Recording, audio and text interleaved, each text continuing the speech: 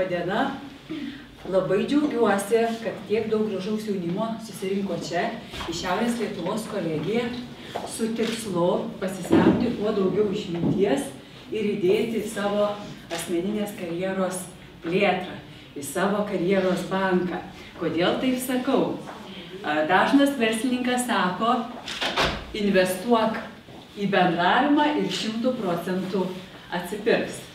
Kuo jūs daugiau dalyvausit, ar tai karjeros mūgėse, ar konferencijose, parodose, tose vietose, kur jūs jaučiat, kad turit talentą, tuo daugiau surasit jūsų bendraminčių, kontaktų ir netgi dabar jūs mokotės mokyklose, universitetuose, kolegijose, jūs turit labai daug kolegų, studentų, dėstytojų.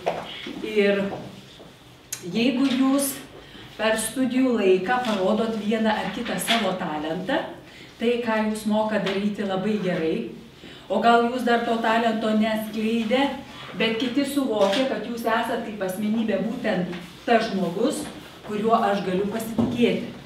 Šiandieną aš esu valytojas, rytoj galbūt prezidentas, gal staiga šuolio tokio ir nebus, bet jeigu jūs sugebėsit meistriškai bendrauti, didelė tikimybė, kad jūsų karjera, jeigu jūsų genetinė sveikata bus pakankamai gera ir ypatingai pozityvios mintys, nes pasak medikų, nauji tyrimai sako, kad jeigu žmogus pakankamai pasitiki savim, jo imuninė sistema labai sustiprėja.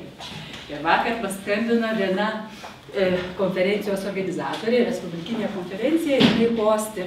Sako, va, peršalau, kaip bijau, organizuoju konferenciją, ar tik nebus, kad aš susirgsiu.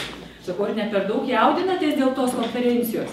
Jeigu mes jaučiam be galo didelį nerimą, mūsų organizmas streikuoja ir sako, tu geriau gulėk lovoj, pasirk, kol visa konferencija pasibaigs.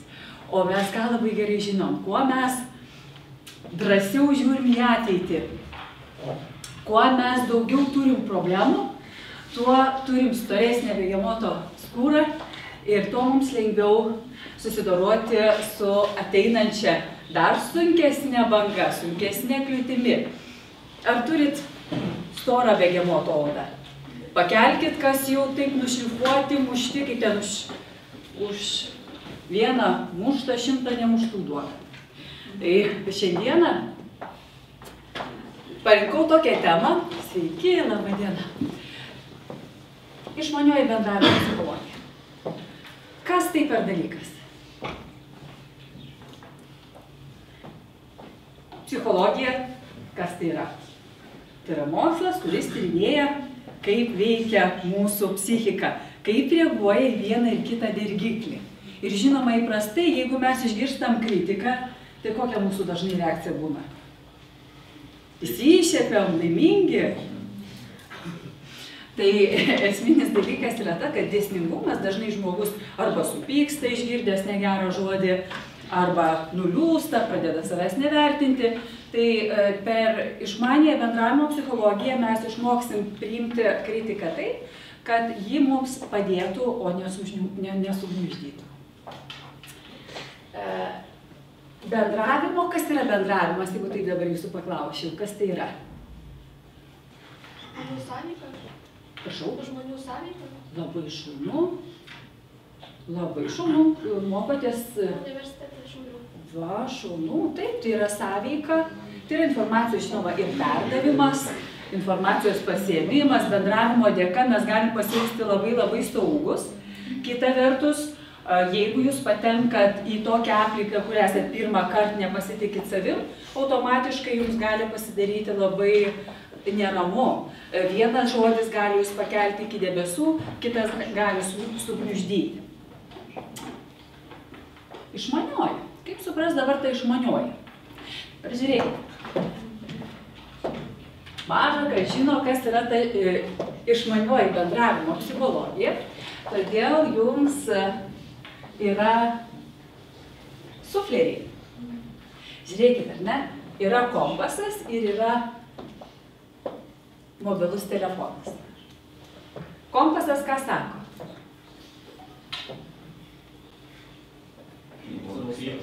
Prašau? Rodo kryptį. rodo kryptį. Jeigu mums reikia šalčio, einam kur? Į šiaurę. Jeigu mes norim gerai linksmai praleisti laiką, einam į pietus labiau. Žmonės labai gerai orientuojatės. Reiškia, jeigu mes turim šaltą dalykinį pokalbį, atsivertus savo bendravimo psichologijos programas, turim paspausti ant mygtuko šiaurę dalykinis, taip? Jeigu jūs ruošiatės eiti į pasimatymą ir jeigu jūs įjungsit dalykinį mygtuką, tai poros taip ir neturėsit. Pagal šiuolaikinę psichologiją vaikinai subręsta rimtai turėti šeimą, apsisprendžia šiais laikais 21 amžiuje nuo 27 metų. Tai jeigu mergaitės pagalvotumėt, kad mąsto kažkaip kitaip ir apskritai berniukų ir mergaičių smegenys labai skiriasi, bet kad tu žinai tuos skirtumus, tau jo žymiai lengviau toleruoti. Žinom, kad krokodilas ką daro? Jis neskraido, ar ne? Kiek mes jau prašytumėm, kiek bemokytumėm, jis negali skraidyti, jisai yra toks. Lygiai taip pat, kaip ir žmogaus, mes nepaprašysim, jis neišmoks skraidyti. Tai jeigu mes iš kiekvieno tikimės tai, ką jisai gali padaryti, jo neprievartaudami, didelė tikimybė, kad pasieksim nerungtyniavimo, kur dalykinė prasme jisai tikrai yra labai svarbus, o bendradarbiavimo. Taigi praktiškai viską labai gerai žinom, ne? Jūs atsakėt, nereikėjo labai daug jūsų kamantinėti, bet buvau paruošusi skaidrę, jeigu jūs tikrai pasimesit ir nežinosit, kas yra ta išmanioji bendravimo psichologija. Labai gerai žinot, kad kūno kalba susideda iš kokių dedamųjų. Per kokią kalbą mes daugiausiai informacijos? Gestų. Per gestų. Kūno kalba, kvapas. Taip, jeigu žmogus, tarkim, žiūrėkit, kvapas, atrodo baisus čia dalykas. Partnerystė apskritai kvapai turi labai didelės reikšmės. Bet jeigu, tarkim, jūs ateinat į dalykinį pokalbį, bet prieš tai netyčia jūs įlipot į kokį šuniuko tortuką, taip? Taip gavosi, labai jaudinotės, taip, labai skubėjot. Ir atrodytų toks menkniekis, nors jūs esat visapusiškas švaruolis, tuo momentu nebuvo ką daryti, gal žolę kur pasivalėt, ar ne? Kvapas jau duodas. O ką tada daryti? Einat į pokalbį su būsimu darbdaviu, einat į pasimatymą. Yra, kaip sako, jeigu mus prarijo dinozauras, turim dvi išeitis, ar ne? Arba vieną, arba kitą, arba pesimizmą, arba optimizmą. Jeigu mes galvosim, kad viskas mūsų nepriims, o gal jūs sugalvotumėt kažkokį tai būdą, humoras yra apskritai pasijuokti pačiam iš tavęs, yra labai naudinga, bet jeigu jūs sugebėsite tą jūsų minusą paversti privalumu, jūs darbdaviui gali parodyti, kad jūs galite susidoroti ir spręsti pačias sudėtingiausias problemas. Tai kaip grįšit namo, pagalvokit, ką jūs darytumėt tokiu momentu, jeigu einat į pasimatymą ir staiga suplyšta jūsų kelnės ar ne, jūs nukrentat, jūs labai jaudinotės. Tai jeigu mes turim kažkokią nesėkmę, va šitas gestas jums gali labai pagelbėti. Kodėl? Tie, kurie išėję yra bendrąją psichologiją, labai gerai žino, kad ir gal darželinokai labai gerai žino, kad pirštų galiukuose yra labai daug receptorių ir jeigu mes juos suaktyvinam, ar ne, panašiai kaip akupunktūra kokią, mes pradedam aktyviau mąstyti. Tai, žinoma, atrodysit labai keistai, galvosit, kad kas išprotėjo, mergina pasako, kad aš tave palieku, o jūs sakot, kaip toj reklamui, o, kaip gerai, kaip puiku, dabar aš esu laisvas, dabar yra man galimybė surasti dar geresnį ir taip toliau. Tai juokas juokais iš tiesų tai yra labai tikra. Yra pastebėta, kad tai, ką žmogus kalba, ką jūs ir patys patvirtinot, tarkim, aš kalbu, aš turiu suprasti, kad jūs priimat informacijos apie 40%. Kiti sako, kad tu kalbi, bet tavęs nesupranta 75% žmonių. Taip rašo literatūra, nes čia eina kalba apie verbalinę kalbą, ne apie kūno neverbalinę, apie tai, ką mes išsakom. Žiūrėkit, koks yra atradimas, kad jeigu žmogus dažnai kalba apie gerus dalykus, pozityvius dalykus, jisai net ne tik, kad kitą teigiamai paveikia, jisai paveikia teigiamai savo paties gyvenimą. Taigi, kuo daugiau jūsų žodyne pozityvių žodžių, pozityvių požiūrių, tuo jūs esat laimingesni. Psichologės, kurios veda seminarus mamytėm, jos sako, kaip gerai, kad vedu tuos seminarus. Antraip tai išprotėčiau.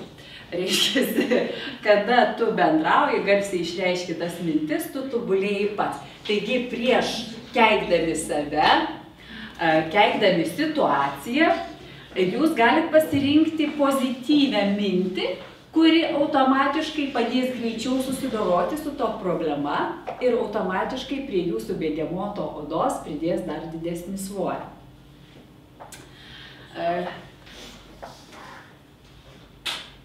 Šitą gestą norėjau, kad jūs visi padarytumėt, dėl ko. Kaip atėjau, dar vienas žmogus ir matau, kad yra užsiblokavęs, nes sekantis skaidrė turėtų būti štai tokia. Ir tai yra labai normalu ir psichologai sakytų, va, šaunuoliai atėjo į seminarą, jiegi nežino, kas čia, gal tamsi išvaizda, gal teroristas čia, kur slepiasi ar ne, gi nepažįstam žmogaus. Ir pagal psichologus žmonės turi 4 ausis.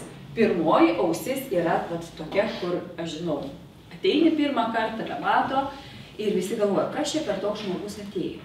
Ar juo galima pasitikėti, ar negalima pasitikėti. Ir pasak psichologų apskritai, kad pirmas įspūdis dažniausiai yra teisingiausias. Girdėjot tokius dalykus? Girdėjot? Kad, nu, jau čia tas pirmas. Todėl einant į pokalbį labai jau čia svarbu ir visą kitą taip toliau. Tai ką galiu pasakyti, kad man tai, vertinant mane, tas dėsnis visiškai netinka. Kaip pabaigus pirmąją aukštąjį, nuėjau į savo pirmąją darbo vietą su labai daug žinių, su labai daug energetikos, labai daug meilės. Visiems atrodė, kad aš esu labai arogantiška, labai karjeristė. Seniau karjerizmas buvo suprantamas kaip lipimas per kitų galvas. Ir sako, žinai, sako, po 2 mėnesių tas viskas subliuško. Tai gal tam tikri gal veido bruožai gali būti, ar ne, jeigu mes labai susirūpinę, ar ne, rūpestingi, mums tai yra labai atsakingas darbas, mūsų žvilgsnis gali būti toks, ta prasme, aš susirūpinęs, o čia tokius raukšlelės aš turiu 2, čia yra rūpesčio raukšlelės, bet kitiem tai gali asocijuotis, tarkim, su pykčio raukšlelėmis. Tai, kaip sako, pagal drabužį sutinka, pagal protą išleidžia, jeigu žinot, kas jūs esat, anksčiau ar vėliau jūs priims tokį, koks jūs esat. Ir Zeland yra. Jeigu tu priimi save tokį, koks tu esi, visi kiti automatiškai sutinka. Bet jeigu tu priimi save kaip asilą, tai visi kiti irgi automatiškai sutinka. Taip, tai jeigu mes esam labai originalūs, truputėlį kitokie nei visi kiti, jeigu mes save priimam, mums yra žymiai lengviau. Tai džiaugiuosi, kad išsiblokavom. Iš tiesų, paruošiau netgi, ne visi, dar yra žmogus neišsiblokavęs, tai turiu dar vieną tokią staigmeną, kurią norėjau padalinti gale paskaitos, kadangi artėja pavasaris, dabar žiūrėkime, ne? Kada jūs esat užsiblokavę ir sėdit per pamoką, sėdit per paskaitas, bendraujat su kitais, žinoma, labai teisingai ir ne ką galiu žinoti, gal aš dabar bendrauju su verslininku, kuris nori mane apgauti, taip, tai toks blokas, jisai padeda apsisaugoti, taip, toks tariamas saugumas. Bet jeigu mes sėdim per paskaitas, nežinau, mokytojai, tikrai, kiek žinau, labai stengiasi dėl jūsų, labai daug grįžę namo dėl jūsų dirba. Kaip aš buvau maža, galvodavau, kad mokytojai nieko neveikia, tik sėdi koja ant kojos susidėję ir tik visiems dvejetus rašo. bet kad jūs žinotumėt, kiek jie jėgų ir energijos atiduoda, tai tikrai nesėdėtumėt sudėję rankas. Jeigu norit mažiau mokytis namuose, pasistengkite tas rankas laikyti štai taip. Mes pabandysim ir netgi jeigu jūs sakot komplimentus, vakar turėjom ten tokį seminarą, tai ką pastebėjau, net brandus vyrai sako komplimentą ir yra tam tikras drovumas, taip? Ir jie sako, tu labai graži mergaitė. Ir suprantat, kada rankos yra, šiaip šitaip vaikšto gal ir direktoriai, ne šiaip, bet pripažinta, kad pasitikinti savimi žmonės gali taip vaikščioti.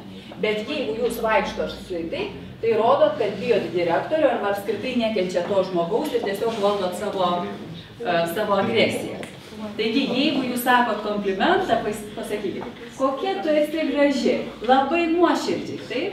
Ir jeigu tai, tas išsakytas žodis yra tikras, jisai turi didelę prasmę, turi didelę jėgą tiek jum, tiek tam žmogui.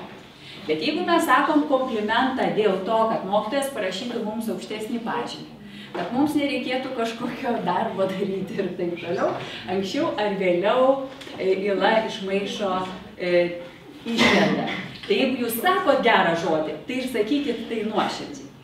Kita vertus gali būti ir kiti dalykai, pavyzdžiui, išrenka žmogų, kuris Seimą ir jam sakai, kaip aš džiaugiuosi dėl tavo sėkmės, bet kai žmogus prieš tai turėjo labai daug kaukių užsidėjusių žmonių, taip, lyg tai šypsosi, bet ta šypsena yra visiškai kitokia. Tai tuomet sunku patikėti ir kitais žmonėms. Kita vertus, jeigu jūs dažnai meluojat, sakydami komplimentus, tai būna ir taip, kad paskui, kaip tu išgirsti komplimentą, gali nepriimti jo todėl, kad manai, jog tai yra manipuliacija. Taigi, kad mums šiandien dirbtųsi geriau, kad mes išsiblokuotumėm, pabandykim patrinti delus, stipriai. Nu, dabar žiūrėkit. Va, gavau mergaitės telefono numerį. O, gerai. Ne. Pardaviau automobilį. Oi, gerai. Bet dabar suprantat kaip. Yra dar koks dalykas, kad jeigu jūs patyrę sėkmę prie savo oponento pradėsit trint rankas, ką jis sugalvos? Ką jis pagalvos? Kad apgavo. Viskas, taip. Tai reiškia, jeigu jums liūdna namuose, pagal Džeimso Langės dėsnį, jeigu jūs prisiminsit, tikrai labai veiksmingas jisai yra, ten yra kita tema, labai plati, bet labai trumpai pasakysiu. Pagal Džeimso Langės dėsnį, nuo mūsų kūno laikysenos priklauso mūsų emocija. Depresuojantis žmogus kaip vaikšto? Labai teisingai. Toks, ar ne? Tu ten gali virti sriubą, jau matai, aha, nu va čia tai žmogus eina, jisai jau senatvę, kuprytė ir taip toliau. Todėl visą laiką nuo pat mažens iki senatvės reikia sportuoti, kad mūsų laikysena būtų kuo įmanoma tvirtesnė. Ir jeigu žmogus yra linksmas, jisai automatiškai, kaip mes čia ir žiūrėjome, jis jau šokinėjom tiek daug adrenalino, jisai automatiškai, o, laimėjau aukso puodą. Tai jeigu remtis tuo Džeimso Langės dėsniu, jeigu berniukas pamato gražią mergaitę, nori ją užkalbinti, kaip dažnai būna.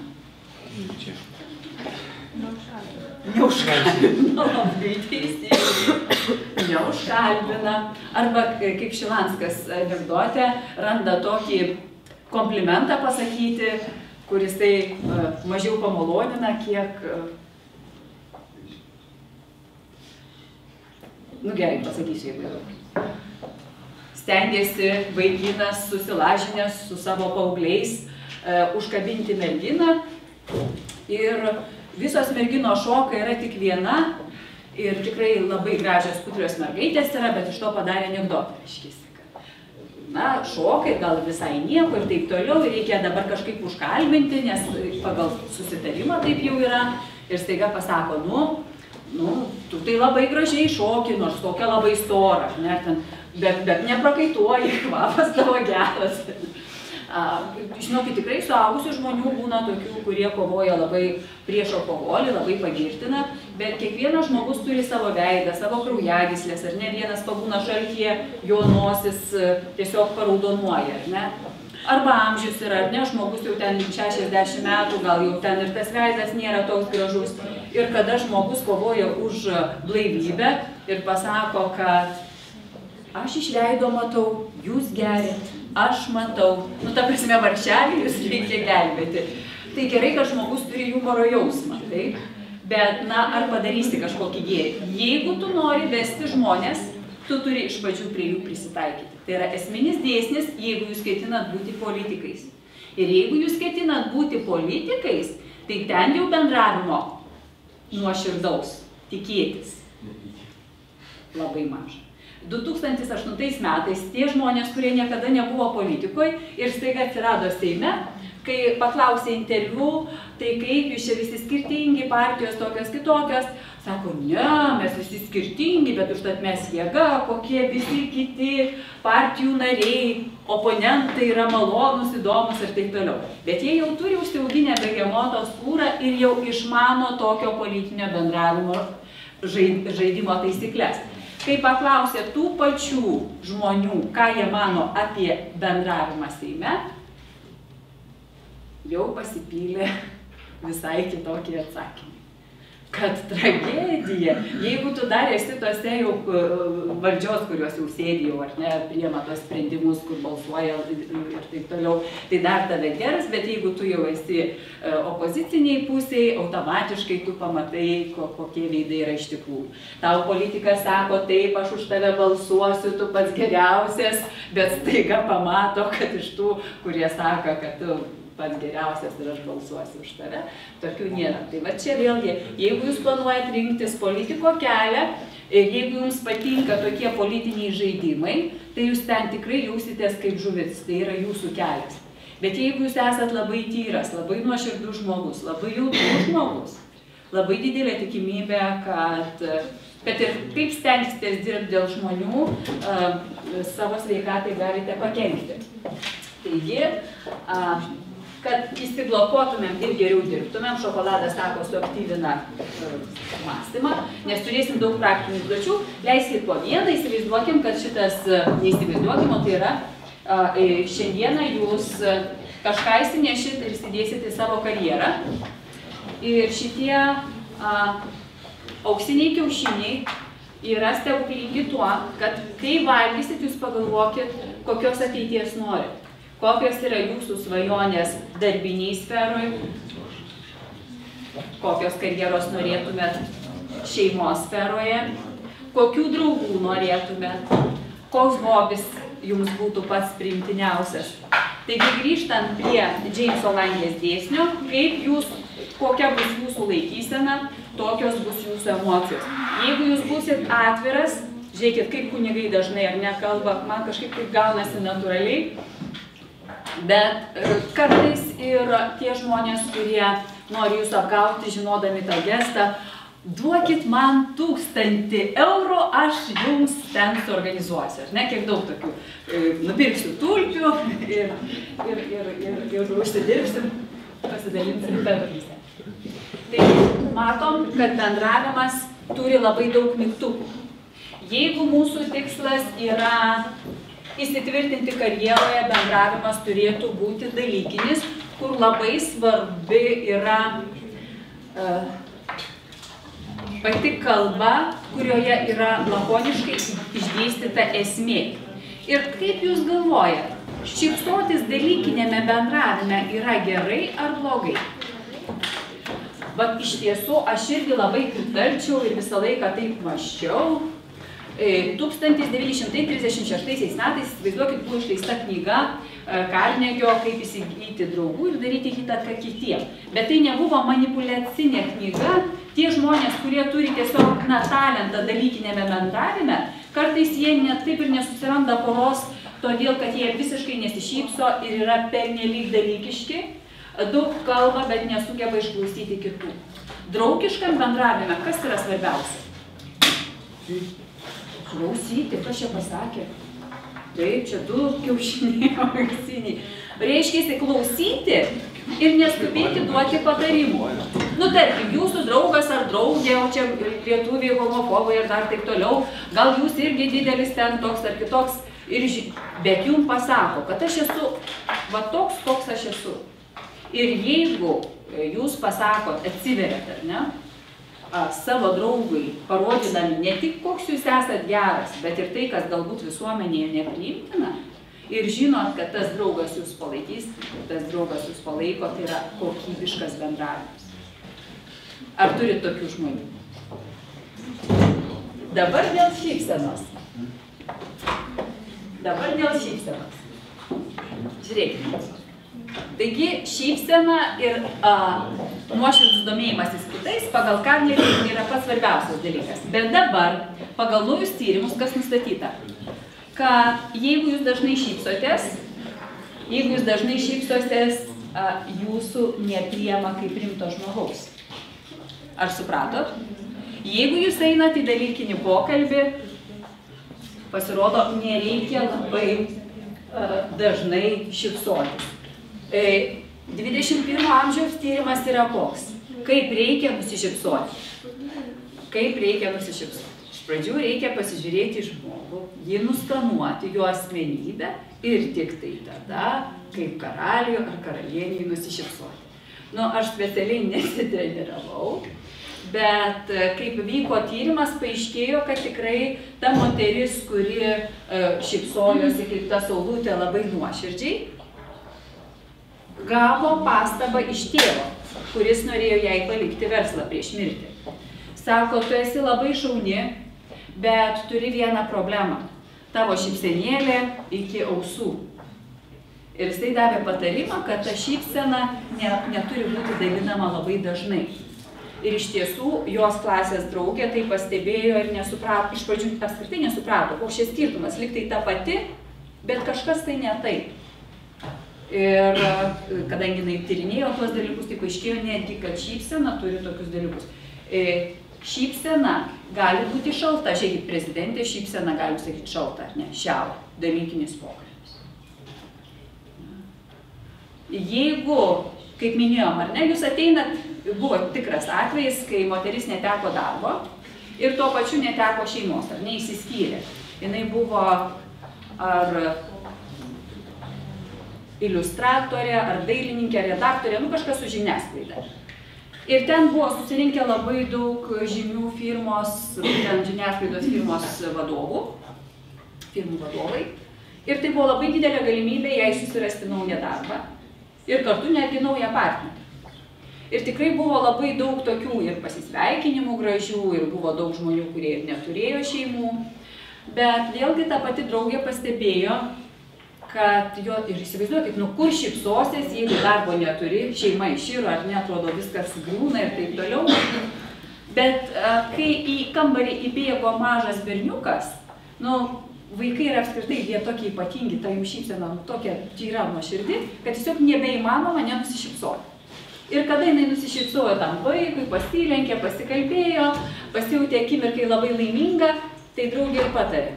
Tai sako, tu taip poros ir nesusirasi, bet jeigu su tavim kažkas sveikinasi, o tu nusišypsosi taip, kaip tam vaikui, pamatysi, tavo lūkesčiai pasiteisins. Ir iš tiesų tas patarimas buvo labai vykęs, pasaka baigėsi laimingai. Tai tokios smulkmenos kaip mūsų šypsena, taip pat gali turėti labai daug atspalvių, tik labai svarbu, kokia būtent to mūsų išmintis, kokia tuo momentu ta šypsenai jungti. Bet pagal tą Džeimso Langės dėsnį, žiūrėkit, nuo mūsų kūno laikysenos priklauso mūsų emocijos. O nuo ko mūsų dar laikysena priklauso, jeigu taip pagalvojus? Nuo ko? Nuo minčių. Nuo minčių. O, gavau dvejetą. Tai dabar tai aš pasimokysiu, parodysiu, aš tai mokytojai, ką aš galiu ir taip toliau. Tai dabar žiūrėkit, jeigu nuo minčių mes einam į dalykinį pokalbį, ką reikėtų prieš tai padaryti? Pasitempti, tai iš tiesų, gal net pasimokyti, paspausti ranką, ką mes šiandien padarysim. Ką dar? Bet dabar žiūrėkit, jeigu jūs eisit į kažkokį konkursą, ir esat kuklus, atsiprašau, drūvos, kuklus tai yra tas žmogus, kuris, aš esu profesorius, aš žinau savo vertę, bet aš nesidemonstruoju, kad aš esu profesorius, taip? O drūvos, kada mes dar tos patirties neturim, atrodo, ką aš čia varšas toks, tai ką aš čia mokinukas. Tai dabar žiūrėkit, jeigu jūs norit, kad nesijaustumėt mažas vabaliukas, nes šiandieną neruošiau skaidrių tam, gal paskui dar susitiktumėm, nes kaip gimsta mes esam žalias mažas taškiukas. Bet tik tai tada, kada mes atrandam savo talentą, mūsų tas žalias taškiukas plečiasi ir mes jau įtakojam visus kitus. Tai labai svarbu tą talentą atrasti. O kaip atrasti? Kas rašo dienoraštį, ką aš šiandien gero padariau? Koks aš šiandien geras buvau? Ar parašėt? Va, aš šiandien Mildai paskambinau, aš išdrįsau, va, tai čia šaunuolis. Va, aš klasės auklėtojai pasiūliau idėją ir dabar mes turim puikų renginį. Nerašo tokių dalykų. Tai pabūkite egoistai ir parašykit, kodėl. Tada nebus laiko jau, kada staiga geras pasiūlymas, konkursas. Jeigu jūs susirašysit, kad aš dalyvavau, dariau tą ir tą, kada jums reikės eiti į pokalbį su būsimu darbdaviu ir tą konkursą, jūs prieš tai atsiversit sąsiuvinį ir jūs net apaksit, kiek jūs daug esat padarę. Ir automatiškai jūsų laikysena, aš eilėraštį gerai pasakiau, aš tą dar kažką. Vakar kalbėjo Naisių teatro bendruomenės atstovas, kuris yra kartu kaip ir radio laidų vedėjas, jo balsas toks, vėlgi, bendravimas, ar ne? Balso tonas. Jeigu jūs bendrausit politikoje žemų tonų, automatiškai jūs priims kaip patikimą ir pakvies vesti radio laidas. Jeigu jūs kalbėsite tokiu balseliu, kuris ten, jūsų kaip vadovo nieks nepripažins. Taigi, mokytojai pakviesdavo jį vaidinti, sako, vaidinau aš tą oželį, kaip ten Paršiukas ir oželį, jau suprato, kokia mano ta rolė buvo. Ir sako, ir nesisekdavo, ir taip, ir kitaip būdavo, bet būtent tiek tą balsą, tiek drąsą kalbėti prieš auditoriją, tiek visų kitokių dalykų jis tai nemažai pasiėmė iš mokyklos. Kitas mūsų atstovas buvo čia atvažiavęs irgi svečius, buvo pasikvietus yra dabar Briuselyje dirbantis, labai tokia įdomi pavardė, užkrito. Gal paskui, vėlgi, kada užsiblokuoja, aš paskui pasakysiu jums tą pavardę. Jisai mokykloje buvo klasės auklėtojos pastebėtas ir pasiūlytas, kad būtų mokyklos prezidentu. Jis buvo pakankamai toks drovus ir iš tiesų būtent jis pastebėjo, kad tikrai jisai gali. Ir dabar jau jisai ir Briuselyje ir yra puikus diplomatas. Kas yra diplomatija, kas galėtų pasakyti? Prašau? Taip, susitarimas, bet čia taip labai gražiai pasakyta, pasakysiu labai negražiai, kad būtų aiškiau. Tikras diplomatas, jeigu jis pasienčia velniop, tai kiti su malonumu ten ir eina. Suprantat? Tikrai tai buvo toks žmogus, kuris sugebėjo atlaikyti kritiką. Jis pradėjo kalbėti apie globalizaciją, kad kadangi mes jau esame Europos Sąjungai, čia jūs kalbėjo prieš 2 metus, tai neišvengiamai iškyla tai, kad mums reikia susitaikyti su tą mintim, kad atvažiuos kitataučių ir taip toliau, ir vienas lietuvininkas taip labai, ką tu čia dabar šneki, svetimas žmogus, pirmą kartą čia ir taip toliau, bet jisai taip šviesiai, taip kažkaip, o man taip nepatogu, aš pasikvietus tą europarlamentarą. Bet jisai protingas žmogus, jis pagalvoju tikras diplomatas. Jisai niekiek nekrūptelėjo nuo tos, taip negražiai pasakyčiau, mėšlo krūvos. Jisai tai priėmė kaip trąšą ir pasistengė taip labai dalykiškai, žodžiu, tai yra tas tikrasis bendravimas, kad aš išlieku pats savimi, aš išsakau savo nuomonę, bet aš priimu ir kito žmogaus nuomonę, kokia jinai kandi ar tokia ar kitokia dalyka. Dabar paklausykit, jeigu kitas žmogus jums kelia labai daug kritikos, jūs labai jautrus galite įsileisti ir susigriaužti, bet galbūt tuo momentu, kada jums bus sunku, padės šitą frazę. Pagal psichologus tie žmonės, kurie labai kritikuoja kitus, kartais būna labai dideli perfekcionistai, būna labai dažnai nepatenkinti patys savimi. Supratot? Aš neparuošiau ataskaitos kokios, taip nesakyčiau.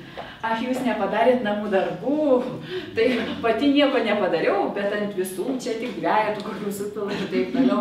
Tai čia nereiškia, kad mokytojai, jeigu jums parašo dvejetą, tai reiškia, kad jie turi kažkokių problemų. Jie įsivaizduoja, kad parašysiu dvejetą, tai dabar vaikas pradės gal geriau mokytis ir taip toliau. Bet čia eina kalba kartais, kad jeigu jūs įžeidžia, kaip išlikti šaltakraujiškam, tai tiesiog galim padėkoti. Nu, tarkim, jūs dabar sakytumėt, nu, kvaila čia ta paskaita, baisu, čia viskas blogai ir taip toliau. Ir iš tiesų, taip nuoširdžiai pasakysiu, kad tikrai kritika labai pagelbsti. Aš tada užduočiau, o kas jums nepatiko? Ką aš galėčiau patobulinti, ne?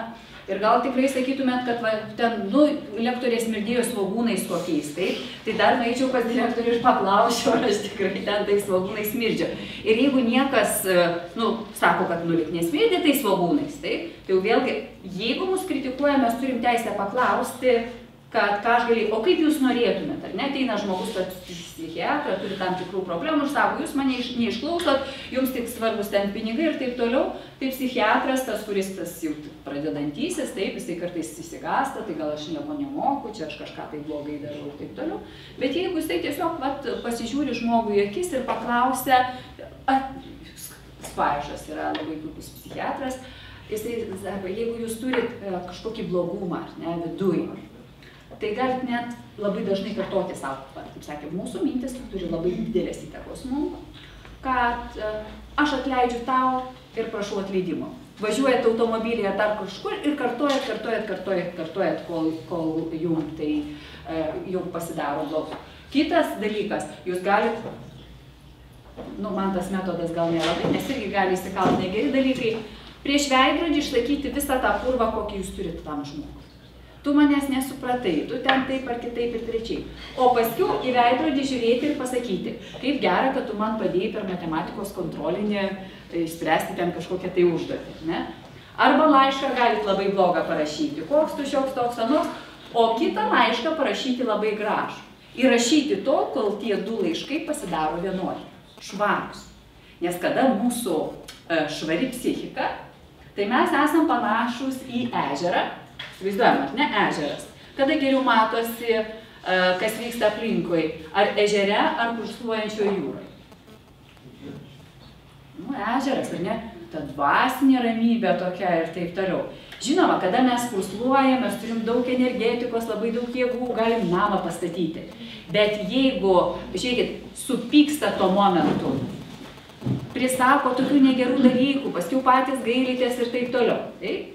Tai jeigu jūs turit pliušinį meškiuką ir tuo momentu kažkokią techniką taikot, ar ne, aš atsiprašau ir prašau atleidimo ir eini namo ir tam pliušinį meškiukui viską išdedi, tai jau yra gerai. Emocijų valdymas. Sako, kad daugiausiai pinigų uždirba ne tie, kurie mokosi pačiais geriausiais pažymiais, bet tie, kurie sugeba valdyti savo emocijas. Tai reiškia, atpažinti savo paties emocijas, kad va, aš dabar jaučiu pykti ten tai lektoriai ir dar kažką, ne?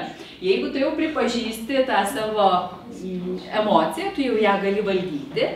Kita vertus, tu atpažįsti kitų žmonių emocijas, ką jie išgyvena, tu gali valdyti savo emocijas, tai didelė tikimybė, kad sugebėsi valdyti ir kitų žmonių emocijas. Emocinį intelektą taip pat gali lavinti. Geras vadovas turi turėti aukštą emocinį intelektą ir nepamirškit Džeimso Langės dėsnių.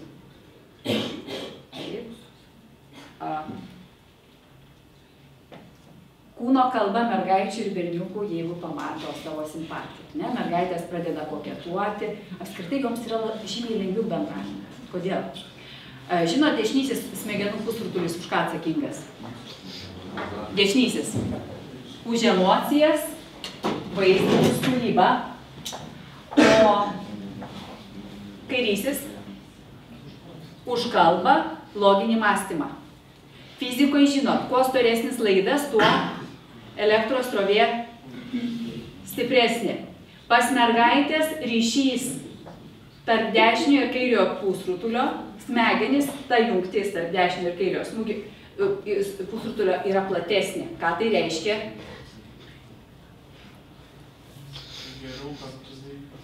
Taip, suprantat, jos ką išgyvena, jos tą lengviau pasako, jos lengviau suranda žodžius, kokius reikia pasakyti, jos pirmoje klasėje mažiau darė gramatinių klaidų. Taigi, jeigu berniukai labai kenčiat nuo gramatikos, tai žinokit, kad jūsų pakankamai vyriškos smegenys.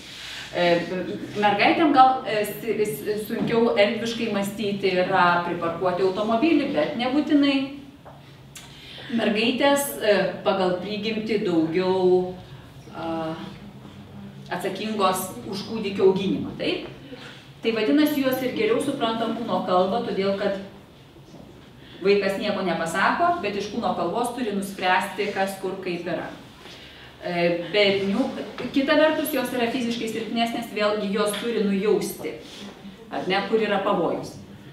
Ką noriu berniukam pasakyti, kad mergaičių emocinė atmintis yra 100 kartų stipresnė negu pas berniukus. Reiškia, jeigu jūs suteiksit jai kažkokių teigiamų emocijų ir gal susipyksit, bet pasakysit, pameni, kaip šaunu, kaip mes ėjom į tą filmą, jinai labai greitai atsimins ir bus viskas labai gražu. Ir dar kas pastebėta, kuo daugiau žmonės bendraudami patiria ekstremalių kažkokių situacijų, ar ne, va, ten išsigelbėjom iš Titaniko, ar kažkokių va tokių, ar ne, išgyvenom ten negyvenomoj saloj ir dar kur, surengėm kartu kažkokį renginį, abu drebėjom, bet čia nebūtinai, kad berniukas mergaitė, bet apskritai visa komanda.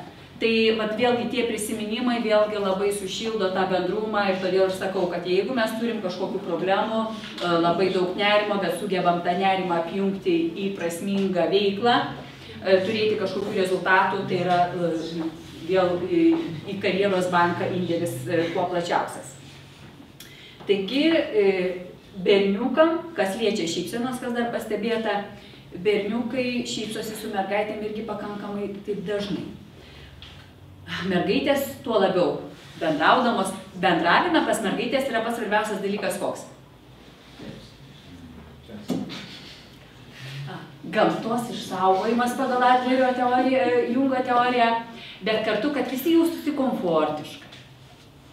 Nu, būna ten, žinoma, visokių iššokimų gali būti, bet, na, iš prigimties jos atsakingos už pasaulio išsaugojimą ir joms yra svarbu, kad, na, tas mikroklimatas būtų pakankamai geras. Yra toks eilėraštukas, o iš ko padaryti berniukai? Iš vinių, varžtukų, vinukų ir taip toliau.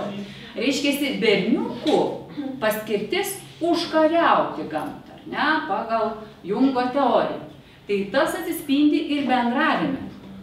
Reiškiasi, jiem klausosi pirmasias 10-15 sekundžių, visą kitą likusį laiką žiūri, kur čia galėčiau paprieštarauti. Supratot? Reiškia, vyrai klausosi tik 15 sekundžių, tai ačiū vyriškai auditorijai, kuri klausosės ir girdit dar mane ir priimant tai, ką aš kalbu. Tai mergaitės turi žinoti, kad berniukai pyksta, kad mes kalbam daug, labai spalvingai, labai gražiai, o jiems šviesiai reikia pasakyti, aš noriu į kiną. Nes jau po 15 sekundžių negirdės, ko jūs norit ir taip toliau. Vėlgi, ypatingai, kada berniukai su berniukais bendrauja, tai jie šypsoti žinoma nenori ir kitą dažniau įvertina kaip konkurentą. Tai va tas šaltas, dalykinis bendravimas tarp jų yra toks populiaresnis, bet kas yra labai šaunu? Kada mes turim po 25% ir tokio bendravimo, ar ne, to draugiško, pietietiško, turim to šiaurietiško, dalykiško, 25% turim rytietiškos tylos, ar ne, rytiečiai kaip jie filosofuoja gamtoj, jie mažai bendrauja ir iš tiesų bendravimas su pačiu savimi yra labai svarbus. Jeigu mes pastoviai bendraujam su kitais, susikviečiam kitais, tampam pilka mase, mes nežinom nei ko mes ten ėjom, kurių galų man ten reikėjo. Tai, kaip Mamontovas dainuoja, kiek daug žodžių yra tyloj, ne kiek daug garsų yra tyloj. Tai pabūti su savimi yra labai svarbu, kad suprasti, kas tu esi. Kitas dalykas yra vakarietiškas bendravimas, užduoti labai daug klausimų. Jūs norit paskaitos, tai kokios norėtumėt paskaitos? Ar kad ten būtų daugiau žaidimų? ar ten daugiau būtų apsikabinimų, ar dar kažko. Ir kada jūs man visus lūkesčius išsakot, tai aš automatiškai geriau matau vaizdą, geresni rezultatai gali būti. Bet atrodytų gerai išklausti pavaduotojo pareigybei, tai yra labai gerai. Bet jeigu aš klausiu, o jūs norėtumėt, kad popierius jums būtų baltos spalvos? Ne, mes norėtumėm rožinės, o koks tas atspalvis turėtų būti sodresnis ar šiek tiek, žodžiu. Tai jeigu jūsų direktorius yra šiaurietis ir jūs jo, o jam reikia greitai rezultato, ir gero, ir greitai, ir be klausimų. O mes vis klausiam. Buvo čia vienas toks projektas ir irgi paprašiau, kad kolegė atneštų pyragaičius, kuriuos užsakiau Akropolio toj kepyklėlėj. Buvo parašyta vardas Elmira, nu tai vadinasi mano pyragiukai. Man skambina, ar tie pyragiukai yra tokie rudi ir su ten tuo ir tuo. Sakau, taip, tie. Ar jų ten yra 57, o svečių krūvos daug. Ir aš sakau, gerai, kokie yra tokie, nes svečių yra daug. Bet jin būtų manęs klausinėjus. Tai va, kaip yra šaunu, kada mes turim po 25% vieno, kito, trečio, ketvirto ir kada mes laiku įjungiam vieną ar kitą dalyką. Taigi, bendraudami su kitais mes galim, kaip minėjau, nesąmoningai projektuoti savo nuotaikas kitose. Ir jeigu man šypsosi žmogus, aš visą laiką tą šypseną priimdavau labai nuoširdžiai. Kad jeigu žmogus šypsosi, vadinasi, ta šypsena yra tikra. Bet turėjau kelis atvejus, kai ta šypsena, atrodo, būtų man čia dėl ko pavydėti, ar ne, ar ten dar kažko tokio. Ir būna pavydi, pataikūniška, ta šypsena yra.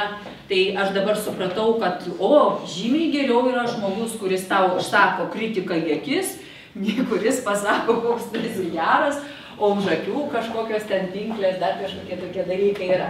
Bet vėlgi, turim suprasti, mums atrodo, pasaulis turi būti idealus, bet turim priimti į tokį, koks jisai yra. Ir tik tada būsim laimingi. Motina Teresė buvo pasakius, pasaulis yra neteisingas, bet vis darykim gerus darbus.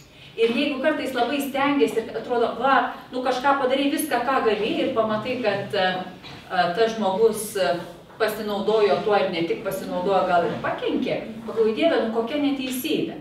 Bet iškart prisimeni motinos Teresės žodžius, kad, gyvenimas yra toks. Pasaulis neteisingas, bet darykim tame gerą. Ir tai yra mūsų stiprybė, kad tas, žiūrėkit, netgi, jeigu jūs bendraujat su žmogum ir turi tam tikrą įvaizdį, kad šitas žmogus turi tam tikrą įvaizdį, jūs jį labai ar garbinat, jis labai protingas, labai geras, arba atvirkščiai, čia toks visiškas kvailys. Tai dabar įsivaizduokim, ar ne, šnekasi du ir galvoja, šitas tai durnius, aš tai protingas, šitas tai durnius. Tas taip lygiai taip pat galvoja, aš tai protingas, tas tai durnius. Ir kadangi tas galvoja, kad kalba su durniu, ir kalba durnais žodžiais, nes šitas kitaip nesupras, o tas girdėdamas kvailus žodžius patvirtina savo žinojimą. Matai, aš sakiau, kad šitas kvailas, ar ne? Tai abudu kaip ir esti, kaip ir pralaimėję. Tai va čia ką ir sakiau, ar ne? Kad kai susitinka du žmonės, iš tikrųjų susitinka 6. Koks jisai yra iš tikrųjų, tikras aš, kokiu jisai save įsivaizduoja ir kokiu jisai įsivaizduoja tą kitą žmogų. Tai kad mums nebūtų iliuzijų, labai svarbu, kad mes įsiklausytumėm, ką tas žmogus sako ir ypatingai įsižiūrėtumėm jo emocijas. Tarkim, jūs paklaustumėt jūsų klausia, ar ne? Ar tu ateisi į gimtadienį? O jūs matot, žmogaus sagė labai gražiai. Užsižiūrėjote tą sagę, bet nepasižiūrėjote į akis. Akis sakė, tu tik nedrįsk ateiti, ar ne? O mes ir ateinam. Tai todėl labai svarbu ir vėlgi dabar dėl to šypsenos, ko nepaminėjom, čia šypsosi labai gražiai. Jeigu yra, vėlgi, tyrimai tokie, kad jeigu jums direktorius nesišypso ir jums dėl to liūdna, tai visai apsidžiaukit, vadinasi, jūs labai rimtai vertinate. Gal kaip konkurentą, gal kaip ką, tai vėlgi, jeigu reikia tą pozityvų mąstymą įsijungti. Dabar žiūrėkit, klausymosi filtrai. Jeigu mes klausomės,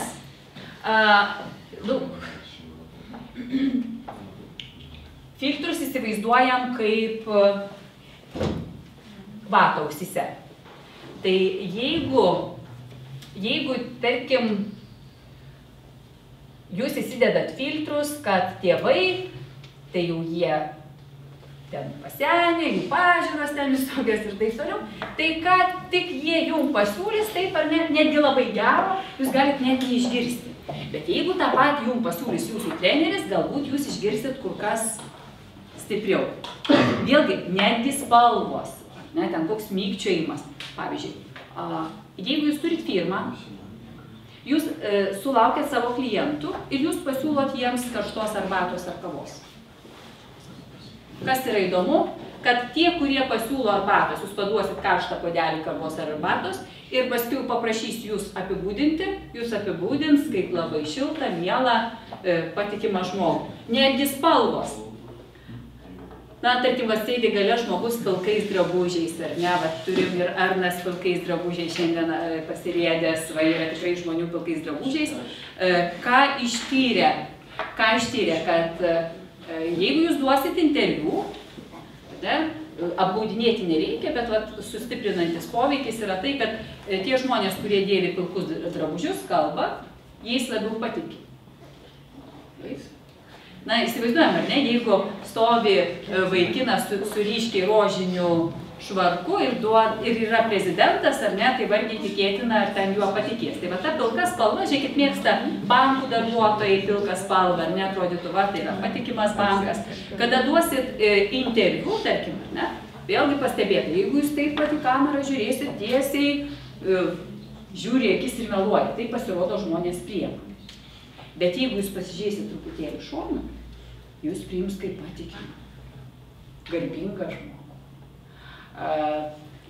Jeigu jūs sulauksit žiniasklaidos atstovų jūsų mokykloje, ar jūs jau dirbsit, ar būsit direktorius, ką turit žinoti ir nepamiršti apie tą pozityvų mąstymą. Matėt, kaip direktoriai užpulti žurnalistų reaguoja. Bėga kartais arba užtrenkia duris. Tai jeigu mes protingai mąstom, tai atrodytų, nu taip, normalu, turi žmogus bankroto kažkokią bylą ir taip toliau, jis ir taip turi tų rūpesčių, čia dar tie žurnalistai kaip musės puola, ar ne, norisi juos nuvyti. Bet atsiminkit vieną dalyką, kad jūs esat atsakingas asmuo ir jūs galite tą padėtį pagerinti, žinodami išmanę psichologiją. Taigi, jeigu jūs sulaukiat žurnalistų, pozityvi mintis kokia turi būti? Prašau? Taip, labą dieną, kaip yra malonu. Galite įsivaizduoti tą vaiką, ar ne, kuris atėjo pas jūs? Ką mes galim pasakyti? Kad kaip malonu, kad žiniasklaida domisi mūsų problemomis. Dabar vykdomas tyrimas, ten tokią valandą, ten rytoj turėsim posėdį, jūs gal net neturėsit ką pasakyti, taip dar tuo momentu, bet jeigu jūs priimsit žiniasklaidos atstovą pozityviai, žiūrovai jūs priims ir vertins kaip išmintingą emocijas valdantį žmogų. Nes atrodo natūralu, žmogus užtrenkia durim, bet pasirodo tą pyktį, tą neapykantą žurnalistui, žiūrovas išgyvena tarsi tas direktorius siunčia man. Ir man gali atsirasti pyktis tam direktoriui, kurių galvo aš čia žiūriu televizorių, noriu pailsėti, o čia pyksta kažkas tai ant manęs. Taigi, jeigu kiekvieną akimirką jūs reaguosit pozityviai, jūsų bendravimas, jūsų karjera nuo to pakils į dar aukštesnį lygmenį. Dažnai tikrai iš savo gyvenimo patirties galiu pasakyti, kad tos situacijos, kurios man atrodė neskanios, labai nemalonios, būtent iš tų situacijų aš labiausiai išmokau. Ir kiek girdžiu sėkmės verslininkų, sėkmės žmonių, tai dažniausiai visi ir kalba apie tas nesėkmės, kad būtent tik tai tos nesėkmės mus ir sustiprina ir padeda pasiekti geriausių rezultatų. Tai reiškia, kuo mažiau klausimosi filtrų mes naudojam, tuo mes daugiau sužinom. Žinoma, reikia kritiškai vertinti, bet kuo jūs labiau, žiūrėkit, dėl žvilgsnio. Gal mes turėsim dar sekančią skaidrę. Dėl to žvilgsnio vėlgi kartais baisu žmogui pasižiūrėti į akis, nepatogu pasižiūrėti į akis. Jeigu jūs važiuojat liftu, tai tikrai, jeigu jūs žiūrėsit į žmogų labai įsisivėlėje, tai gal dar apkaltins kokį seksualinį priekabiavimą ir taip toliau, tai tada jau visi žiūri, ar tai laikrodžius, ar dar kažkur. Japonai, vat, rytai, ne, jie nemėgsta, jie mėgsta daug erdvės ir nemėgsta, kad juos liestų, bet jie taip pat supranta, kad metro, įsivaizduokit, kokia yra profesija, pas mus tokios nėra. Ten yra daug žmonių ir ne visi telpa į tą metro vagonėlį. Tai yra tokia profesija pastumtukai. Na, įsivaizduojate, jeigu jūs lipat į autobusą, kur yra labai daug žmonių, tai jūs dar pagrūda, ar ne, ten iš užpakalio, kad jūs įtilptumėt. Tai, na, žmonės turi tą logiką, supranta, bet jeigu mes apskritai, na, žiūrėkit, šiauriečiai žmonės, jie mėgsta didesnę distanciją. Ir pasisveikina mažiau sulenkdami ranką, kas siūlytina ranką sulenkti, ten turbūt gal turėsim šiek tiek labiau. Kad aš nebijau jūsų, aš jūs myliu, gerbiu, ar ne? Šiaip sako, mūsų prezidentė mėgsta truputėlį labiau tą ranką ištiesti. Galbūt norėdama, kad žinok, kas čia yra atstumas, galbūt nenoras, aš turiu labai daug informacijos, konfidencialios, aš neturiu teisės jos pasakyti ir taip toliau, tai gal tokie dalykai gali būti. Bet kaip ten bebūtų, žiūrėkit, va šitie yra kokybiško bendravimo rodikliai. Ar jūs būsit versle ar šeimoje? Tarpusavio pasitikėjimas. Versle, ne? Tu paskolini kažkam pinigų, abu apsijungėt, ne? Vėlgi, jūs gali apgauti. Žinoma, ta rizika turi būti pamatuota. Bet jeigu tu nejausi tarpusavio pasitikėjimą, žiūrėkit, šeimoje. Mano vyras išėjo, žiūrėkit, valandos dar tokius negrįžo, tai jau čia viskas. Žmona irgi čia taip ir kitaip. Tai labai šaunu, kada jūs atrandat savo tikrąją, tą antrąją obuolio puselę ir pasitikit. Pamenu, turėjau konferenciją su studentais ir iš Klaipėdos atvažiavo netoli Vingio buvo išnuomotas pastatas, kur studentai tiek šiauliečiai, tiek klaipėdiečiai turėjo tą jau tokį renginį smagų, tokį jau linksmai. Ir mūsų kaip dėstytojų pareiga buvo, na, pažiūrėti tą tvarką, kad, nu, visi sveiki gyvi kaip ir sugrįžtų. Ir aš sugrįžau 3 valandą nakties ir tada ar mobilų telefoną buvau pamiršus, ar gal ten apskritai, jau ten neatsimenu kaip, bet įsivaizduokit, grįžtu namo, galvoju, Dieve, dabar grįžta žmona namo 3 valandą nakties. Ja? Ir tai jau galvoju, sakysiu, tai kur tu čia dabar? O vyro reakcija buvo labai išmintinga. Jis pasakė, o, kaip šaunu, kad tu sugrįžai. Jau tu pasiruošęs, ar ne, kad va, aš jau taip dirbau, čia pavargus, aš stengiausi. O čia va toks, jeigu jūs sugebėsit valdyti savo emocijas ir pasielgti neįprastai, ir kuo jūs daugiau treniruositės, tuo jums labiau seksis, tuo labiau seksis ir karjera. Tai vėlgi, abipusė pagarba. Etikai sako, kad net nusikaltėlius, žmogžudžius reikia gerbti minimalę pagarbą. Žinot kodėl? Todėl, kad pagal etiką, žiūrėkit, psichologai sakytų, save tu turi gerbti labiau nei kitą, 1 milimetrą. Psichologai. Etikai sakytų, kad žmonės pernelyg dideli egoistai, jie turi kitą gerbti labiau 1 milimetrų nei patį save. Tai dabar žiūrėkit, jeigu mes, žiūrėkit, dar labai Japonijoje yra toks hieroglifas, išprotėjęs karalius, vienas hieroglifai, toks I raidė ir E maždaug kažkas taip tokio panašiai. Tai I yra, jeigu neklystų, išprotėjęs pasiutęs šuo, o E yra karalius. Ir jeigu jūs esate tas karalius, o paskui pradedat rėkti, tai vadinasi, šuo, pasiutęs šuo patapo karalium, o tu pasidarai tuo pasiutusiu šuniu. Tai va čia tas hieroglifas rytų žmonėm reiškia, kad, nu, tu prisimink, karalius, išdidus karalius, protingas karalius, jisai nerodo, jis netlieka šuns vaidmens ir taip toliau. Galbūt tai jūs kažkiek tai irgi padrąsins. Tai kitas dalykas yra tai, kad jeigu, kad ir Breivikas, ar ne, kiek jisai yra žmonių į Anapilį nukeliavęs, turi ten savo filosofiją ir taip toliau, bet reiškia, jeigu aš jį smerkiu, vadinasi, aš pažeidžiu etikos taisyklę ir aš pažeidžiu savo paties orumą. Ta prasme, kadangi taisyklė reikalauja gerbti kitus žmonės, o aš jo ten neapkenčiu ar ten nesuprantu ir taip toliau, vadinasi, etikoje aš prasikalstu. Tai žiūrėkit, galbūt tie žmonės, kurie daro nusikaltimus, jų gyvenimas ir visai kitoks, nei jūsų, tarkim, buvo. Ne? Jeigu žmogus padaro nusikaltimą, vadinasi, kažkas ten buvo toj galvoj ne taip, kad jisai pasielgė būtent šitaip ir jūs galite pasidžiaugti, kad jums pasisekė. Ne? Dabar žiūrėkit, abipusė išraiškos laisvė. Ką tai reiškia? Kas galėtų pasakyti? Reikia laisvę suteikti, nevarašai.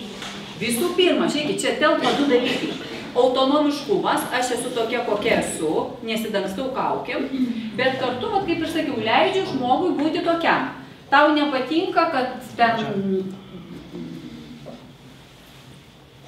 Va, nosį pasikasiau, ar ne? Tai aš priimu, taip, tau gali ten nepatikti. Ten nepatikti sagė ar dar kažkas. Tai va, vėlgi, leidžiam, kuo jūs, žiūrėkit, netgi ir bendravime poroje. Žiūrėkit.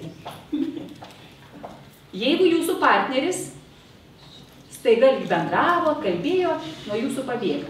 Nu, liktai neskambina, liktai. Kokios pagundos kiltų?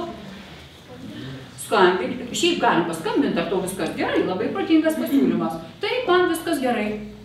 Ne, padeda ragelį. Paskiau vėl, nu, tai jeigu tau gerai, tai kodėl tu nekvieti mane į kiną?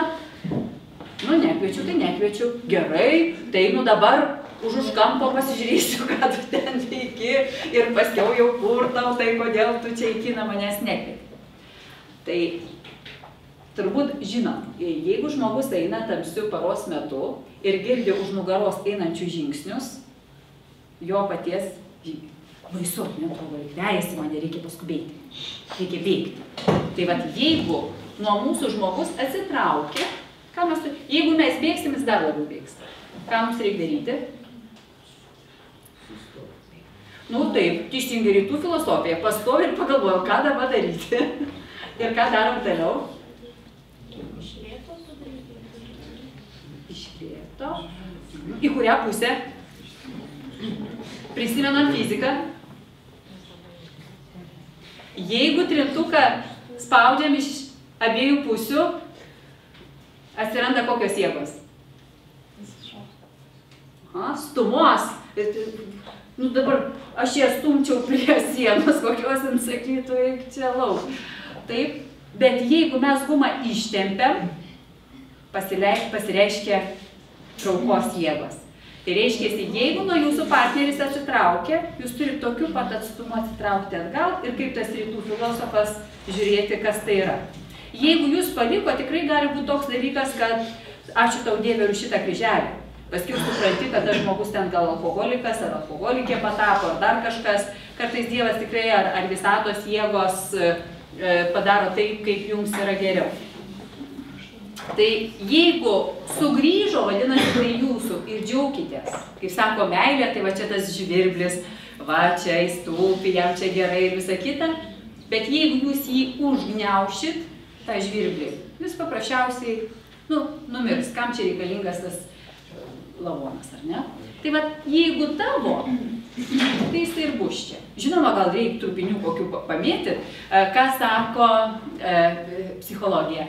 Kad vaikai, kurie turi mamos meilę besąlygišką, tai nebūtinai vien mama, ne, gali būti močiutė tokia meilė, senelis gali turėti tokią duoti meilę.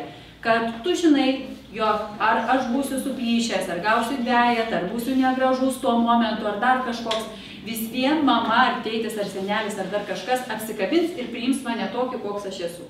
Ypatingai berniukai, žinoma, mergaitės, tėveliai ir mergaitės priema žymiai taip lengviau, leidžia jums daugiau nei berniuką. Dabar žiūrėkit, kaip čia tokių apskritai Edipo kompleksai visokiausiai yra. Dabar žiūrėkit, mama myli vaiką, taip simboliškai mama, ne? Čia gali ir kitą rolę, kaip net ir tėvas, bet Yra kažkoks žmogus, kuris myli besąlygiškai ir kaip gerai, kad mes tokią meilę turim.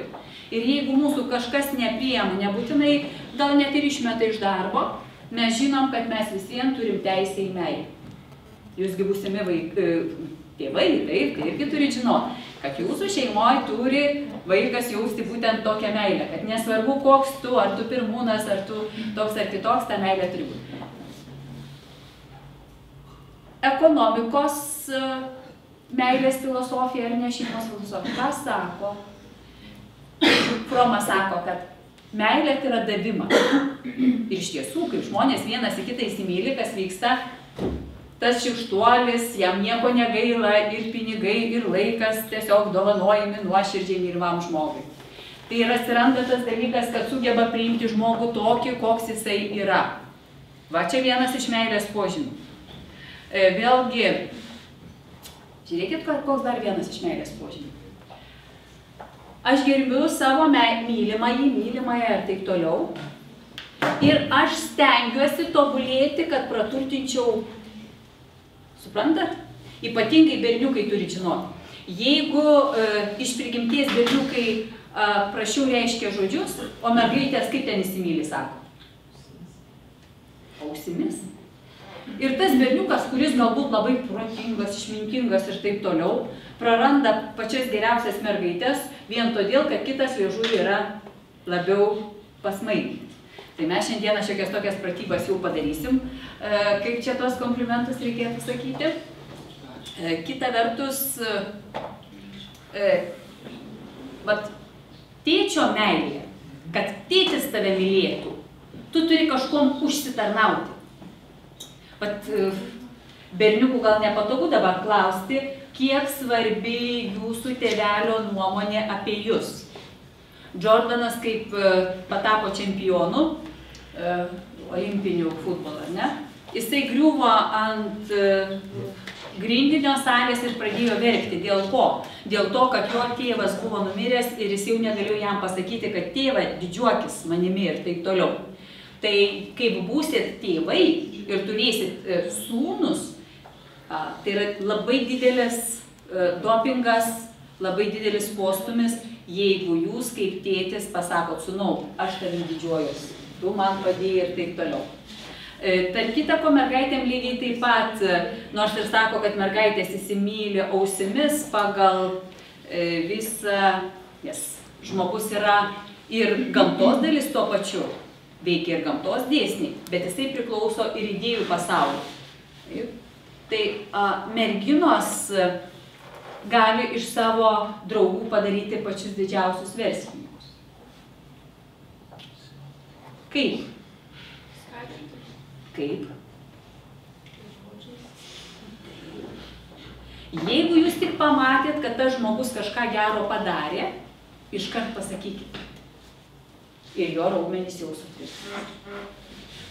Įkvėpkite, ar ne? Žiūrėkit, kiek daug politikų yra, Gorbačiovą turbūt reiktų paminėti, ar ne, kuris vėlgi, kad ir rusų politikas, bet jisai prisidėjo ir jį vakaruose pakankamai gerai vertina. Ir visi žino, kad jo žmona Raisa labai įtakojo jo karjerą, jį labai palaikė. Taigi, ką noriu pasakyti, kad tiek darbinėje sferoje bendradarbiavimas yra labai svarbus, bet lygiai tais pats svarbus yra bendradarbiavimas ieškant tos savo poros. Neplanavau daryti to eksperimento, su studentais esu tą padariusi, nebuvau darius su jumis, manau, pats laikas tai padaryti. Turiu ten tą skaidrę pasidarius. Kaip įtakoja žmogaus elgesį aplinka? Kaip sakiau, užakcentuokit, jeigu žmogus, lygiai taip pat ir berniukai, jeigu pamatot, kad jūsų mergina, ar pamatot, kad jūsų mokytojai, ar pamatot, kad jūsų tėvai pasielgia taip, kaip jums labai jau ten patiko ir jūs norit, kad tai pasikartotų, iškart padėkokit savo tėvams už tai. Ir pamatysit, netgi direktoriui padėkokit už tai, kad jisai leido jums įsirinkti salėje užuolaidas, kokios tos spalvos jos turi būti ir taip toliau. Tai ar atsirastų žmogus šioje salėje, kuris būtų pakankamai drąsus išeiti ir sudalyvauti eksperimente? Mergaitės dažnai galvoja, kad lyg viską pasakė, nes pasakė per daug gražiai, ko jos nori gimtadienį. bet kaip ateina gimtadienį, žiūri, kad gavo dovanų visai ne to, ko tikėjusi. Tai čia bus kažkas panašaus. Atėjęs į, žiūrėkit, kodėl aš dabar pasakoju, kad žmogus jaustųsi saugus, ar ne? Kaip ateisite į auditoriją, jums reikės atspėti, ką jūs turėsit padaryti. Tai būtų fizinis veiksmas. Ar jūs stalą turit pastumti, ar jūs langą atidaryti, aš nežinau, ką mes čia sugalvosim. Kaip grįšit, mes neturėsim teisės konkrečiai pasakyti, ką jūs turit padaryti. Jūs turėsit atspėti. Pirma eksperimento dalis nebus labai maloni, bet tai prisidės prie jūsų karjeros, nes čia tik eksperimentas, nieks jūsų nenušaus. Ir jeigu jūs išliksit gyvas ir kitą kartą politikoje ar kur būsit tokioj situacijoje, jūs žinosit, kad jūs pilnai sugebat tai išlaikyti. Tai pirma eksperimento dalis bus nemaloni, o gal jinai kaip tik, jūs esate toks užgrūdintas, kad kaip tik ta nepalanki pirmoji eksperimento dalis jums padės kaip atspėti, ką čia reikia daryti. Antra dalis bus truputėlį kitokia. Mes pasižiūrėsim, ar veikia tas dėsningumas ar ne. Kas būtų tas drąsuolis? Nu, va, drąsus žmogus ten piešia kažką, gal jūs galėtumėte išeiti? Ne, pagalvokit. Mergaitė šalia jūsų. Tai drąsiausia. Aš iš tiesų, pirmas žvilgsnis buvo toks, galvoju, jinai pasirašytų, bet gal nepatogu ir taip toliau. Šaunu. Labai ačiū, berniukai kitą. Tada išeikit ir iš karto atsiprašom, jeigu ten jums kažkas nepatiks. Gerai, čia toks kaip ir spektaklis. Mes paskiau pakviesim jūs.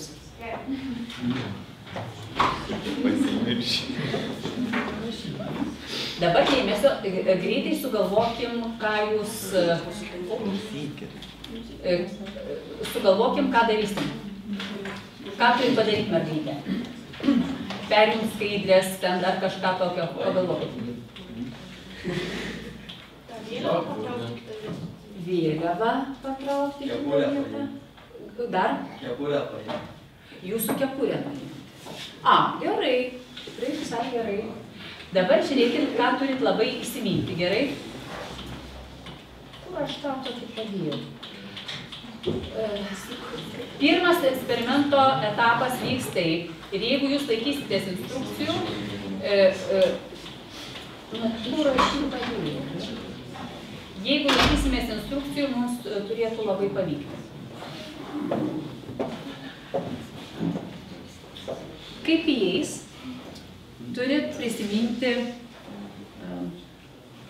tokį dažnai lietuvišką taikytiną auklėjimo metodą, kad jeigu vaikas elgiasi gerai, čia apie mažiukus prisiminkim, jeigu vaikas nesiliečia prie karštų lygintuvų, neužsilipa ant lango, piešia ant lapo, tėveliai ką sako? Nieko nesako, labai šauniai. Nieko nesako, vaikutis geras. Bet jeigu tik jisai pradeda daryti kažką ne taip, kaip jau būtų labai saugu, iš karto, čia tarakonas, nevalgyk, ar ne, ir taip toliau. Pradeda šaukti. Tai dabar žiūrėkit, pirmas eksperimento etapas. Jeigu žmogus pradeda kažką daryti, stumdytas vėliavas, atidaryti langą, mes pradedam šaukti. Ką tu čia dabar darai? Tu greičiau, laiko neturim, reikia dar tą padaryti. Iš tiesų, labai man sunkiai. Ar jūs per daug nesužalokit žmogaus, bet kuo jūs būsit bjauresni, tuo eksperimentas, ryškiau pasireikštų. Antra, galbūt jai pavyks, bet dabar žiūrėkite. Kaip? Gal supras. Bet reiškia, žiūrėkit, jeigu, dar labai svarbios detalės nepasakiau. Jeigu jinai prieina prie šito berniuko, tai mes tylim nieko nesakom. Vaikas ir taip gerai elgiasi, jis daro tai, kas priklauso. Supratot? Jeigu daro tą, ką reikia, sukasi ties ta vieta, tylim jokių ženklų. Bet tik tai buvo ištinėję ne ten, kur reikia, šaukiam, ką tu čia dabar darai. Antra eksperimento dalis yra visiškai kitokia, atvirkštinė. Jeigu tik pasižiūri tą berniuką, mes sakom, o, koks taiklus žvilgsnis, kokia tu graži mergaitė, kokia tu protinga ir taip toliau. Jeigu jinai vaikšto čia visur, kur nereikia, ką darom? Nieko. Tai žydai taip auklėja. Jeigu vaikas blogai elgiasi, yra tyla. Indijoje, sako, irgi tokia, viena lietuvė buvo Indija išvažiavus, sakė, buvo susilaukus labai daug komplimentų, bet staiga, kaip tie komplimentai dingo, jinai suprato, kad kažką daro ne taip. Tai reiškia, antra eksperimento dalis. Jeigu daro gerai, iškart pagiriam, jeigu daro blogai, kaip į vandenį būna prisėdė. Gerai? Pakvieskite tą mergaitę. Gerai? Galia sėdintis. Ačiū, Viktorija.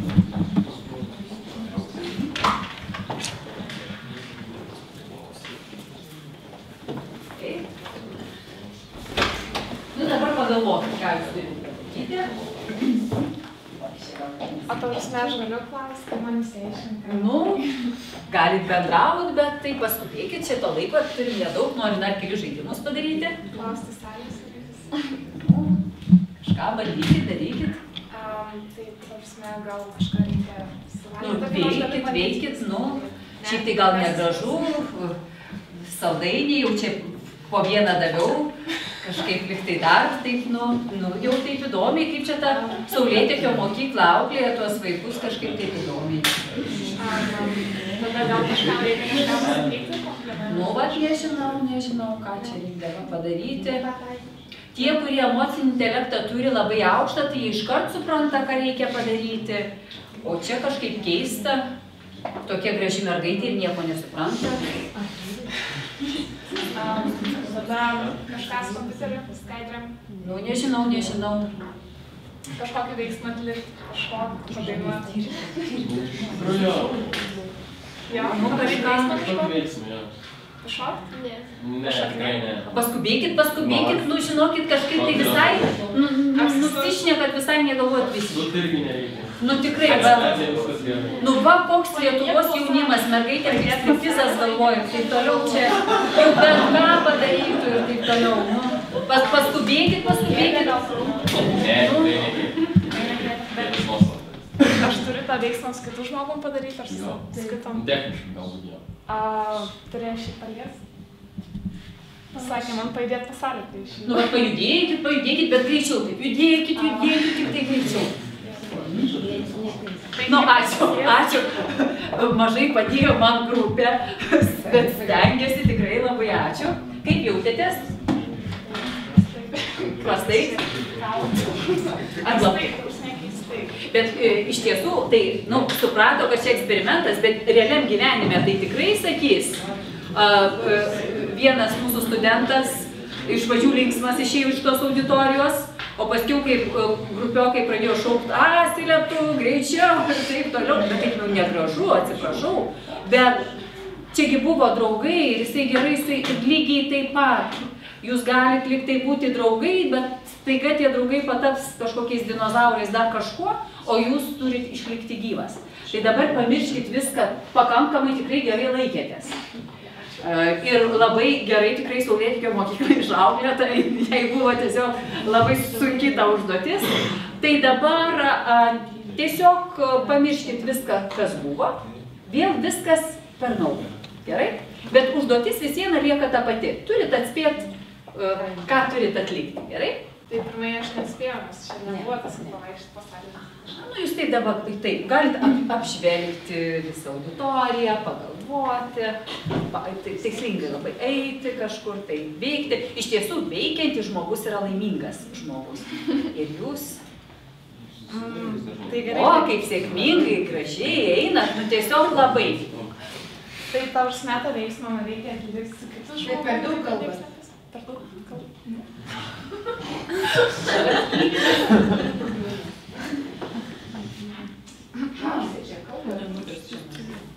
Man reikia įsiaiškinti, prašau. Oi, kaip jūs taikliai vaikštot, graži mergaitė, protinga. Paim, aš tikro gal kažkam parašyti. Kažkam valandą parašyti. Klausinėti nereikia. Galvot reikia. O, jums neblogai sekasi. Jums neblogai. Taip, stropios mergaitės yra stropios sudėtimos. Čia reikia gal Ačiū, stengiatės, tikrai stengiatės, bandykit dar. Bandykit dar,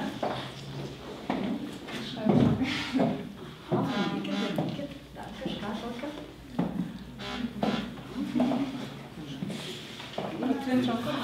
Gerai, žinokit, visai neblogai trinat rankas ir visai, taip žinokit, jums sekasi. Taip, dar stipriau patrinkit. Gal paprašyt, kad visi patrinkim. Nu, patrinkim visi. Palaikam, patrinam.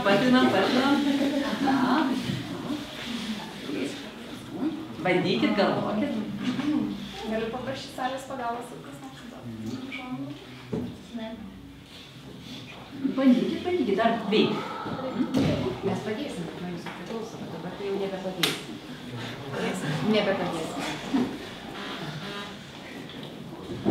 Galvokit, taip veikit, tikrai yra pakankamai verta dėmesio užduotis ir nėra taip lengva ją. Dabar veikit. Galvokit, ką aš galiu padaryti ir darot labai.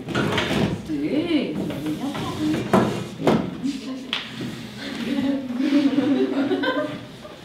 Dar ką galit padaryti?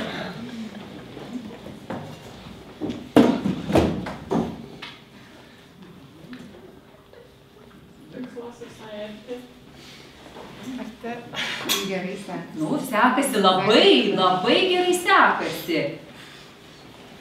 Dabar jau kažkaip. Va, kaip sekasi gerai, kokios gražios spalvos, pastelinė spalva jums labai tinka. Gal. Neblogai stengiatės. Kreip dėmesį labiau žmonės nei daiktus.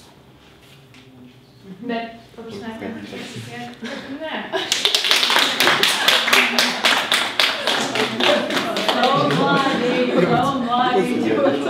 Labai jums priklauso visi likę kiaušiniai. Gerai, nors vieną paimkit, tikrai labai džiaugiuosi. Tai va šitą, kaip jūsų vardas, Jurgita, va šitą prisiminkit, kad įveikėt labai sunkią kliūtį ir tikrai atpažinti, ką reikia padaryti, buvo sudėtinga.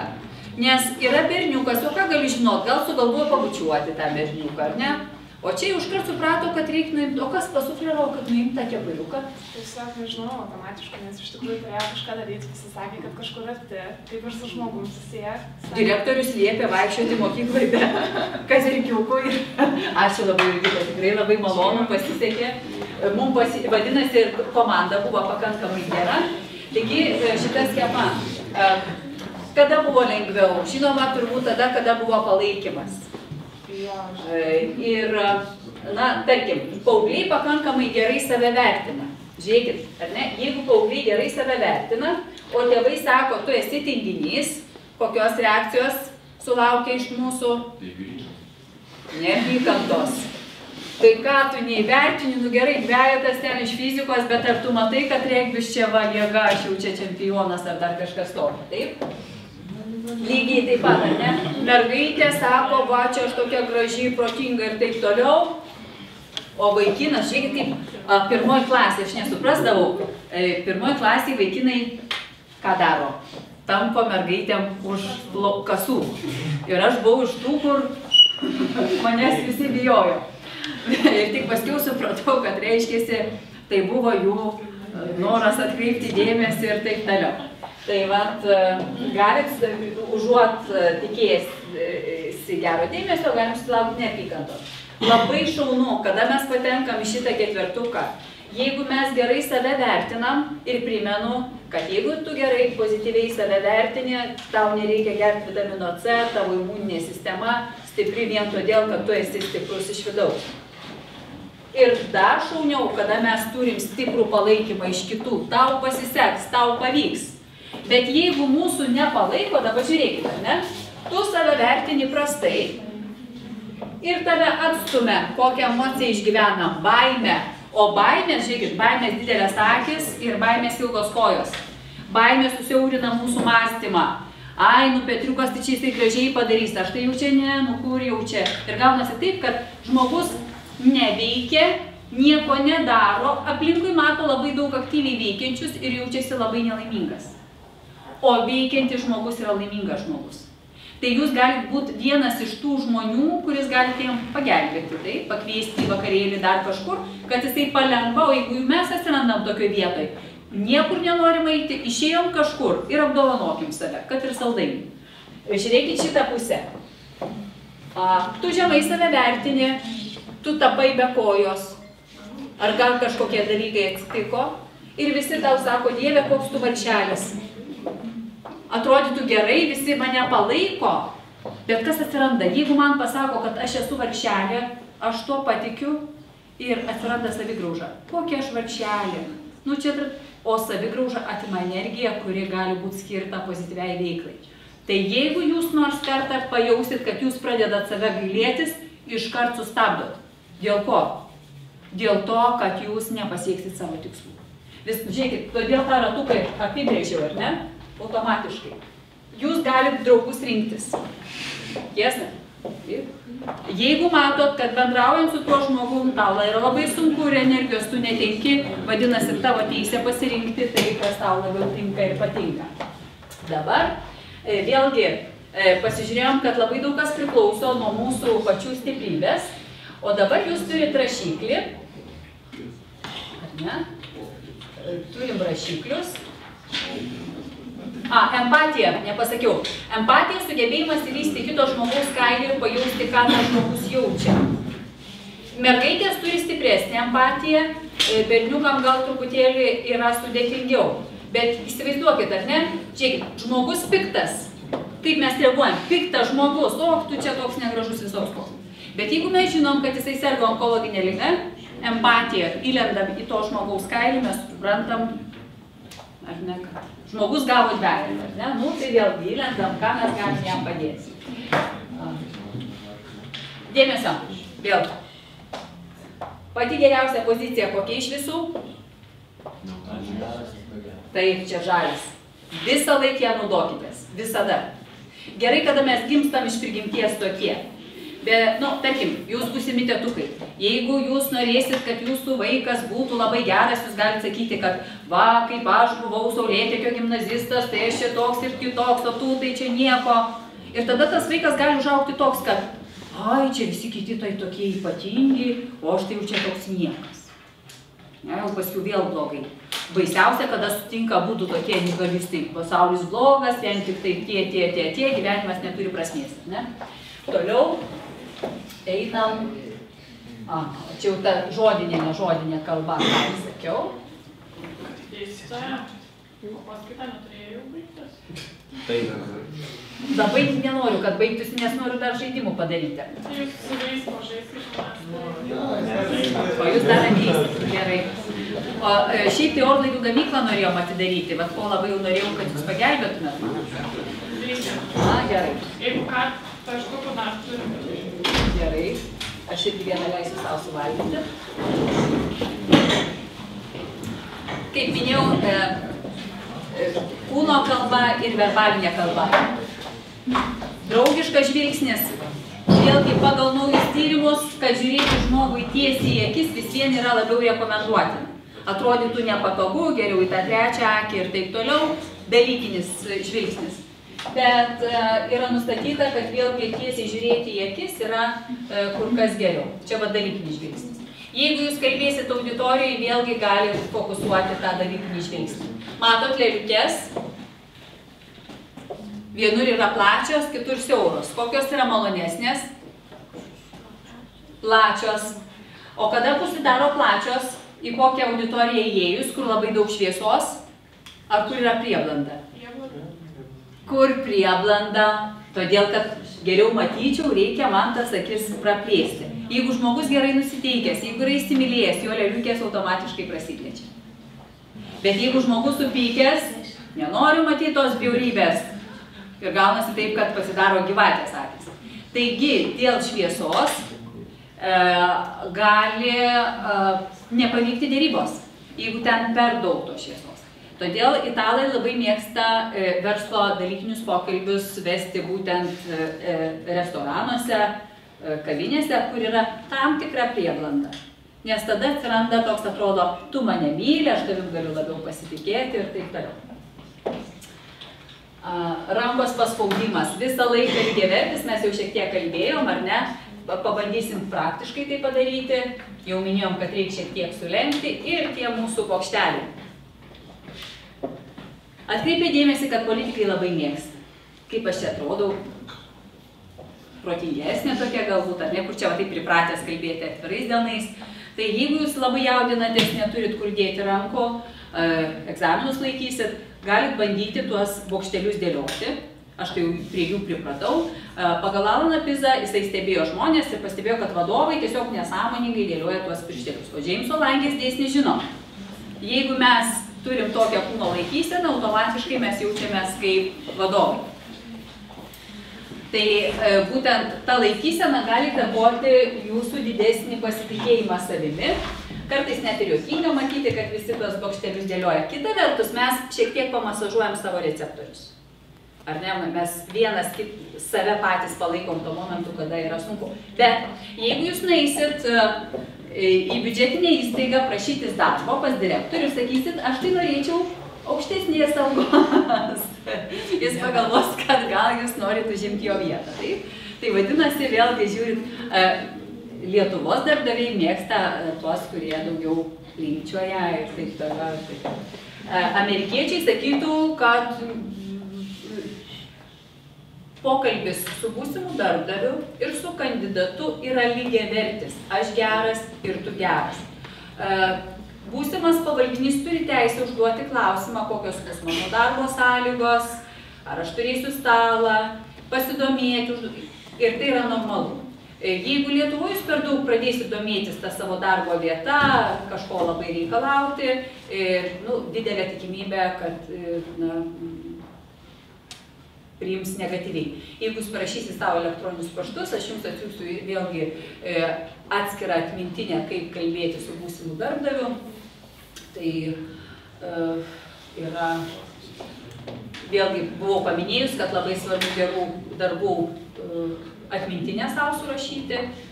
Visa ta eiga yra ir kažkokią mintį dabar vėlgi pamečiau, kažką labai svarbaus norėjau pasakyti. Jeigu jūs kalbėdami su būsimu darbdaviu dažnai kasysitės nosytę, tai gali būti vertinta kaip melavimas.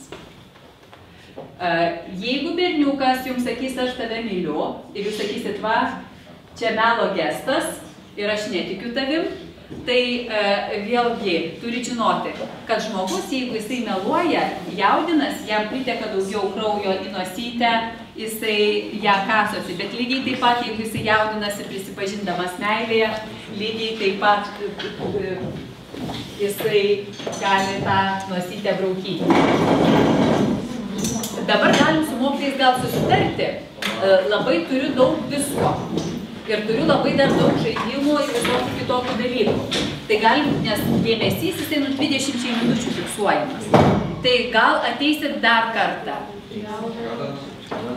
Ar buvo, žinokit, o gal padarom paskutinį, žinot kaip, padarom tada bent jau paskutinį pratimą. Prižadėjau išmokyti sakyti komplimentus. Ar dar galėtumėt porą minučių pasilikti? Supratau, treniruotės gali būti. Supratau, ačiū. Aha, aš supratau. Žinau tos dalykus, kad kai išžioja bėga į darželius, paskui iš naktų daro namų darbus, pagarba jų. Dabar žiūrėkit, aš suskirstysiu jūs po 2. Ne?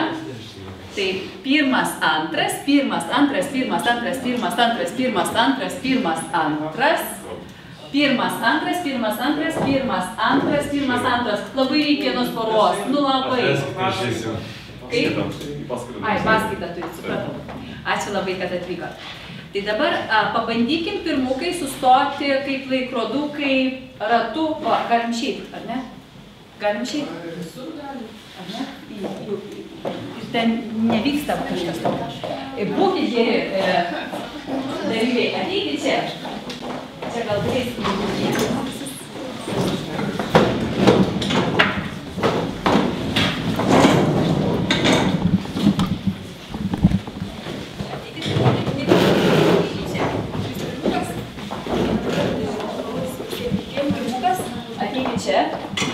pirmukas, paimkit mergaitį irgi taip už rankos, taip.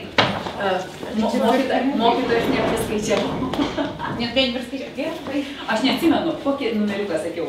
Gal pirmas? Pirmas, tai kabinkitės prie mergaitės. Aha, kabinkitės. Ir dabar antrukai. Koks nors antrukas gali ateiti pas mane? Antrukas, ateikit priešais mane, taip.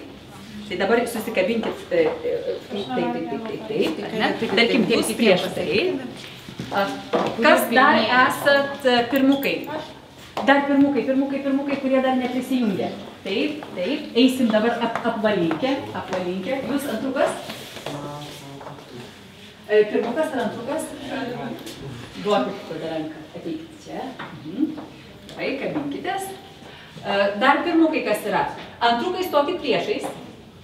Nesvarbu, paskui visiem keisimės. Priešais kažkokį žmogų atsistokit, gerai? Taip, jūs tarkim čia, taip, prie to berniuko. Galima jūs? Prie to berniuko. Mergaitės. Ne. Kodėl? Dabar žinokit, neįžiai žaidimas, labai prašau. Merginos, ten nereikia. Pabandykim, labai prašau. Tu gerai, einam, parodykit drąsos. Dabar žiūrėkit, gelbėkit dėstytojai, jūs ką? Gerai, jeigu mergaitės labai bijo, komplimentus sakysim. Ne, aš tai Vaikai, nu ką jūs kaip mažai? Na gerai, tegul pabūkim, tie, kurie bijom, pabūkit kas nors iš tų drąsiųjų antrukais, kad pasižiūrėtų, kiti stebės, kaip viskas vyksta, gerai? Tai dabar duokit rankytę. Aha, taip. Jūs dabar susikabinkit, o antrukai eikit priešais, gerai? Taip. Dar reikia šiek tiek antrukų. Taip. Tiek daug baimės. Gerai, mokytojai irgi pasakys komplimentą. Kiek dar porų trūksta? Turit dabar kokia pora su kuo, kad matyčiau trūkumą. Jūsų čia, tada mano čia. Čia.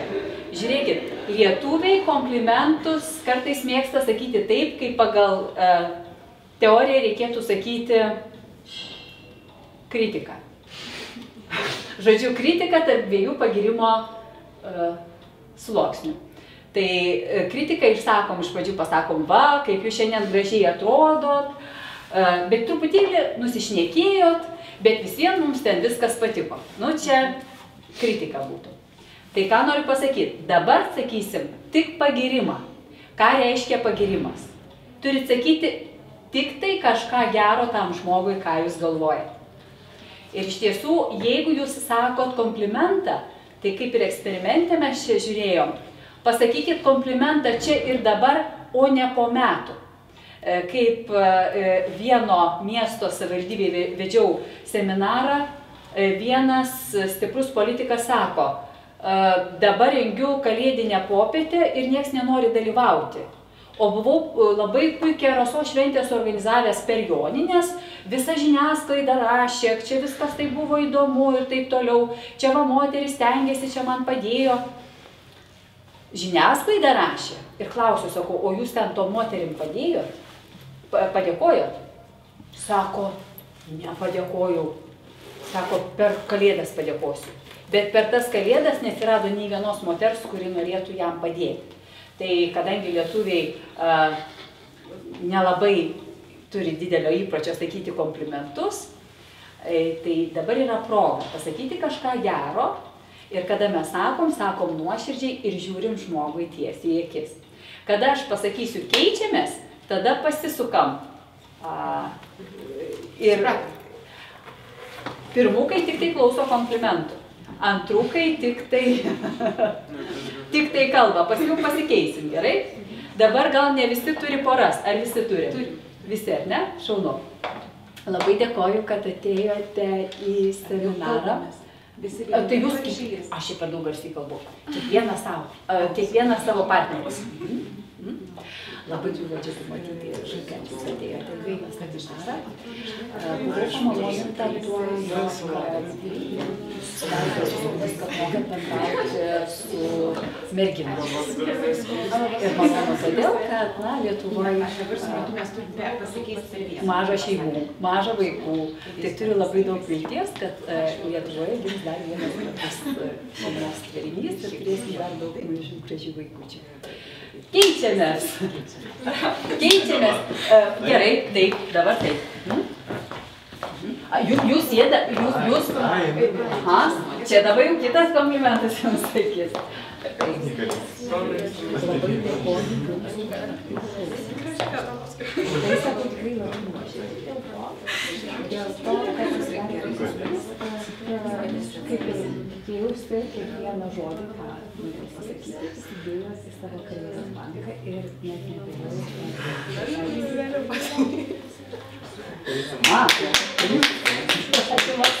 Keičiamės.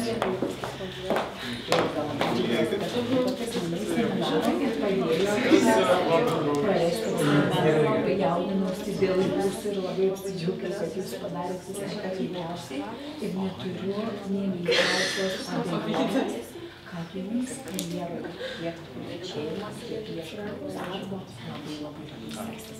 Jūsų šypsena labai saugo, širdį. Noriu palinkėti saugoti save, saugoti tą šeimą. Specialiai, puikiai, stipri, nes potencialo turime nebegalvoju. Ačiū jums labai. Sėkmės karjeroje lauksiu žiniasklaidos straipsnių.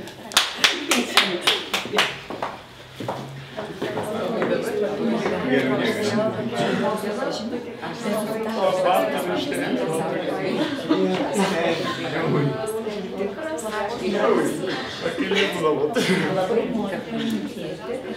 Aš taip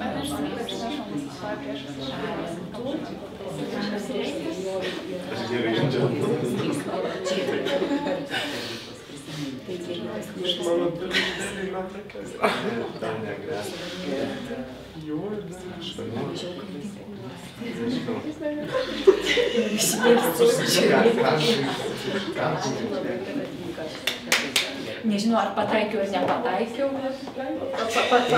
Pagriaužėt save, kad galėjau gal dar geriau. Aha, keičiamės. Labai smagu.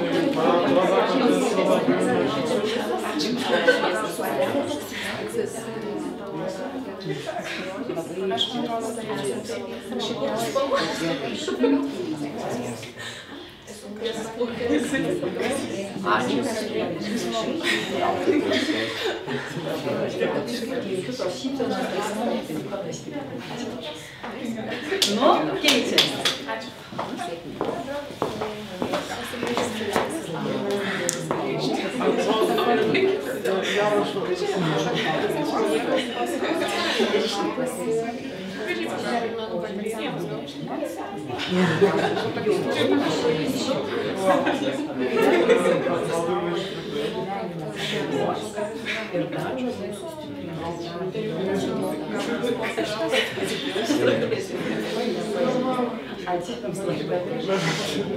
Keičiamės. Dabar tie antrukai eina į pirmukų vietą. Bijosi dabar sakyti komplimentus. Nu, labai trumpai, labai greitai. Aš tada pasistengsiu greičiau ploti, gerai?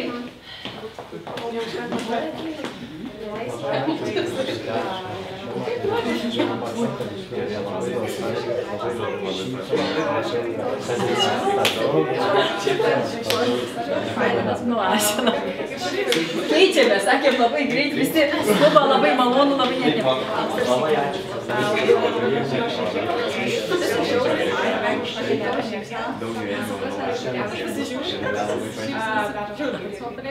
Matai, sunku iš tavo žodį pasitiesti, labai malonu. Nu, dabar jau grįžtamas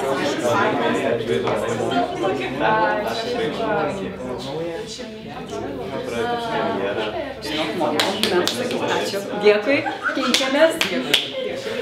Taip, man. Tai kalbant apie tas aikštelės.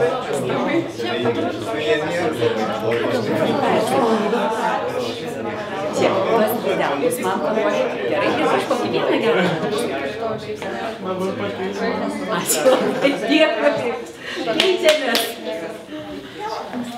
Bet žinokit, visai gerai pasakėt, tikrai gerai.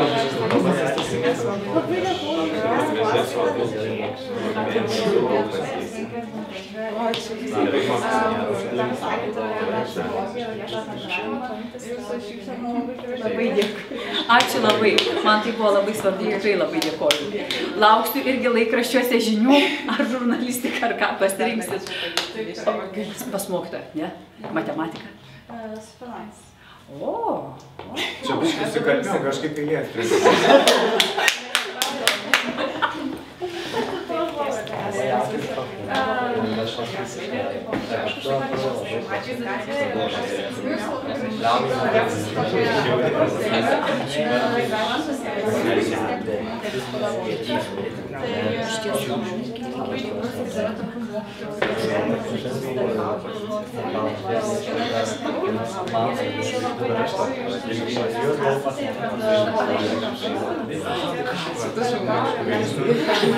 Ir Asta, Negijų Saukaitė, šypsosi, nes tvarinys, tikrai labai ačiū, gali būti ir ten, norisi labai apsikabinti. Dabar žiūrėkit, mes jau dabar ir apėjom visus ratus, ar ne, jeigu aš tai dabar žiūrėkit. Pamenat, sakiau, kad reikia padėkoti ar pasisveikinti šiek tiek sulenkus ranką, ar ne? Tai pabandykit dabar padėkoti, pasisveikinti, atsisveikinti, ar ne? Iš pradžių taip, ne? Taip, o, gerai, taip, tvirtai. Dabar kitas dalykas. Iš tiesų, vienai profesoriai padėkojau ten už gerą pranešimą ir aš taip nuoširdžiai padėkojau ir tikrai negalvau, kad aš esu ta tokia labai stipri, bet matomai taip nuoširdžiai, o profesorė taip čia, tokia pasijutau, tokia labai jau trūpintoja. Tai, na, jeigu kalbėt, tai aš gerbiu žmogų tokį, koks jis yra ir tikrai lenkiuosi už darbus, bet vat, kalbant apie būsimą darbdavį, tai gal vienam ir patiks, kad jūs toks vat gležnutis visą kitą. O kitas, žiūrint kokią kompaniją, jeigu Johnson & Johnson, ten vaikų kompanija, gal ir patiks, bet jeigu einat į kokį Microsoft ir taip toliau, tai galbūt jau norės, kad jau jūsų tas paspaudimas būtų stipresnis. Dabar kitas dalykas, sako, kad vat, jau čia tas dalykinis paspaudimas, tai yra nenuoširdus, manipuliatyvus ir visoks koks, kad reikia apsikabinimų. Iš tiesų yra labai malonu, kada apsikabinėjau.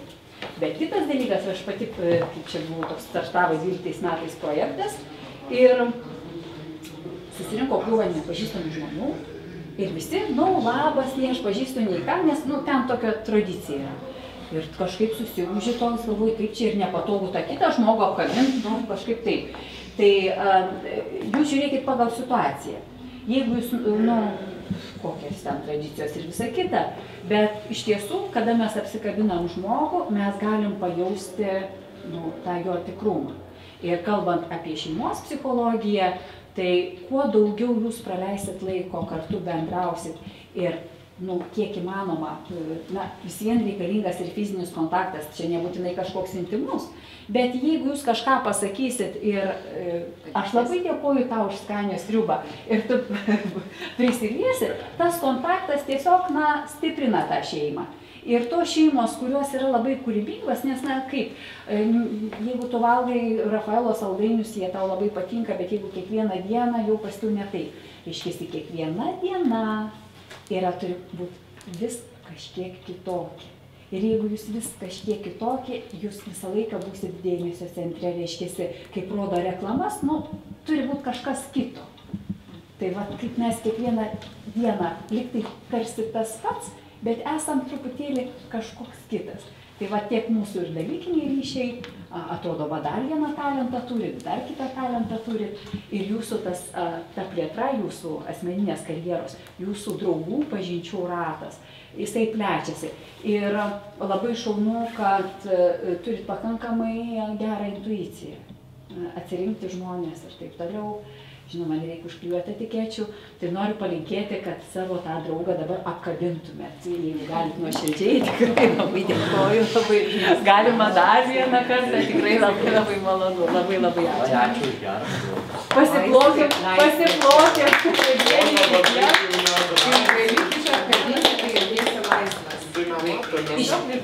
Iš tiesų ten viena tokia buvo užduotis susijusi su, kaip mes teisingai perduodam informaciją, o labai šaunu.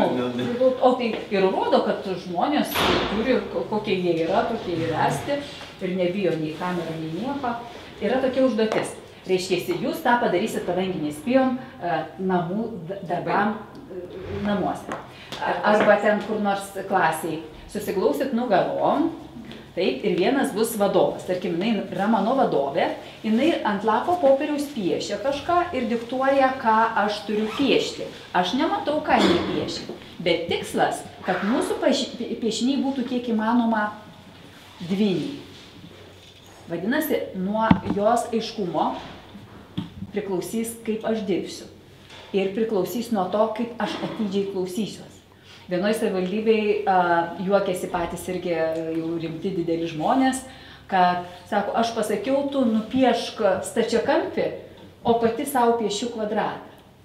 Nu, pats pagauna. Arba dabar žiūrėkit, savoką supranta žmonės vis kitaip. Tarkim, jis sako, nupiešk į dešiniai pusėj saulę. Lape. Kairiai krašte, žodžiu. Tai žinot, kaip vaikai piešia darželyje, 1/4 saulės. Ne? Tai liktai toj pusėje, tarkim, dešiniai ar ne saulė, bet jinai gali būti apvali su tais spinduliukais, gali būti ta 1/4. Nu, taigi prašėt nupiešti saulę, aš ir nupiešiau. Tai vat labai svarbu yra kaip, kad jeigu jūs kažką prašot, kad padarytų kažkas, jūs paprašykit, kad kitas žmogus perfrazuotų, ar tu ar aš aiškiai pasakiau, ar ne, ar mes patys galim pasakyti. Tai jūs sakėt, kad reikia nupirkti gerą gėlę, ar ne? Ir kaip sakėm, vakarai visą laiką klausinėja. Tai tu ir paklaus, o gera gėlė tai yra kas? Nes galbūt kalyje vienam yra labai gera gėlė, kitam gal asociacijos, kad tai yra laidotuvės ar dar kažkas tai tokio.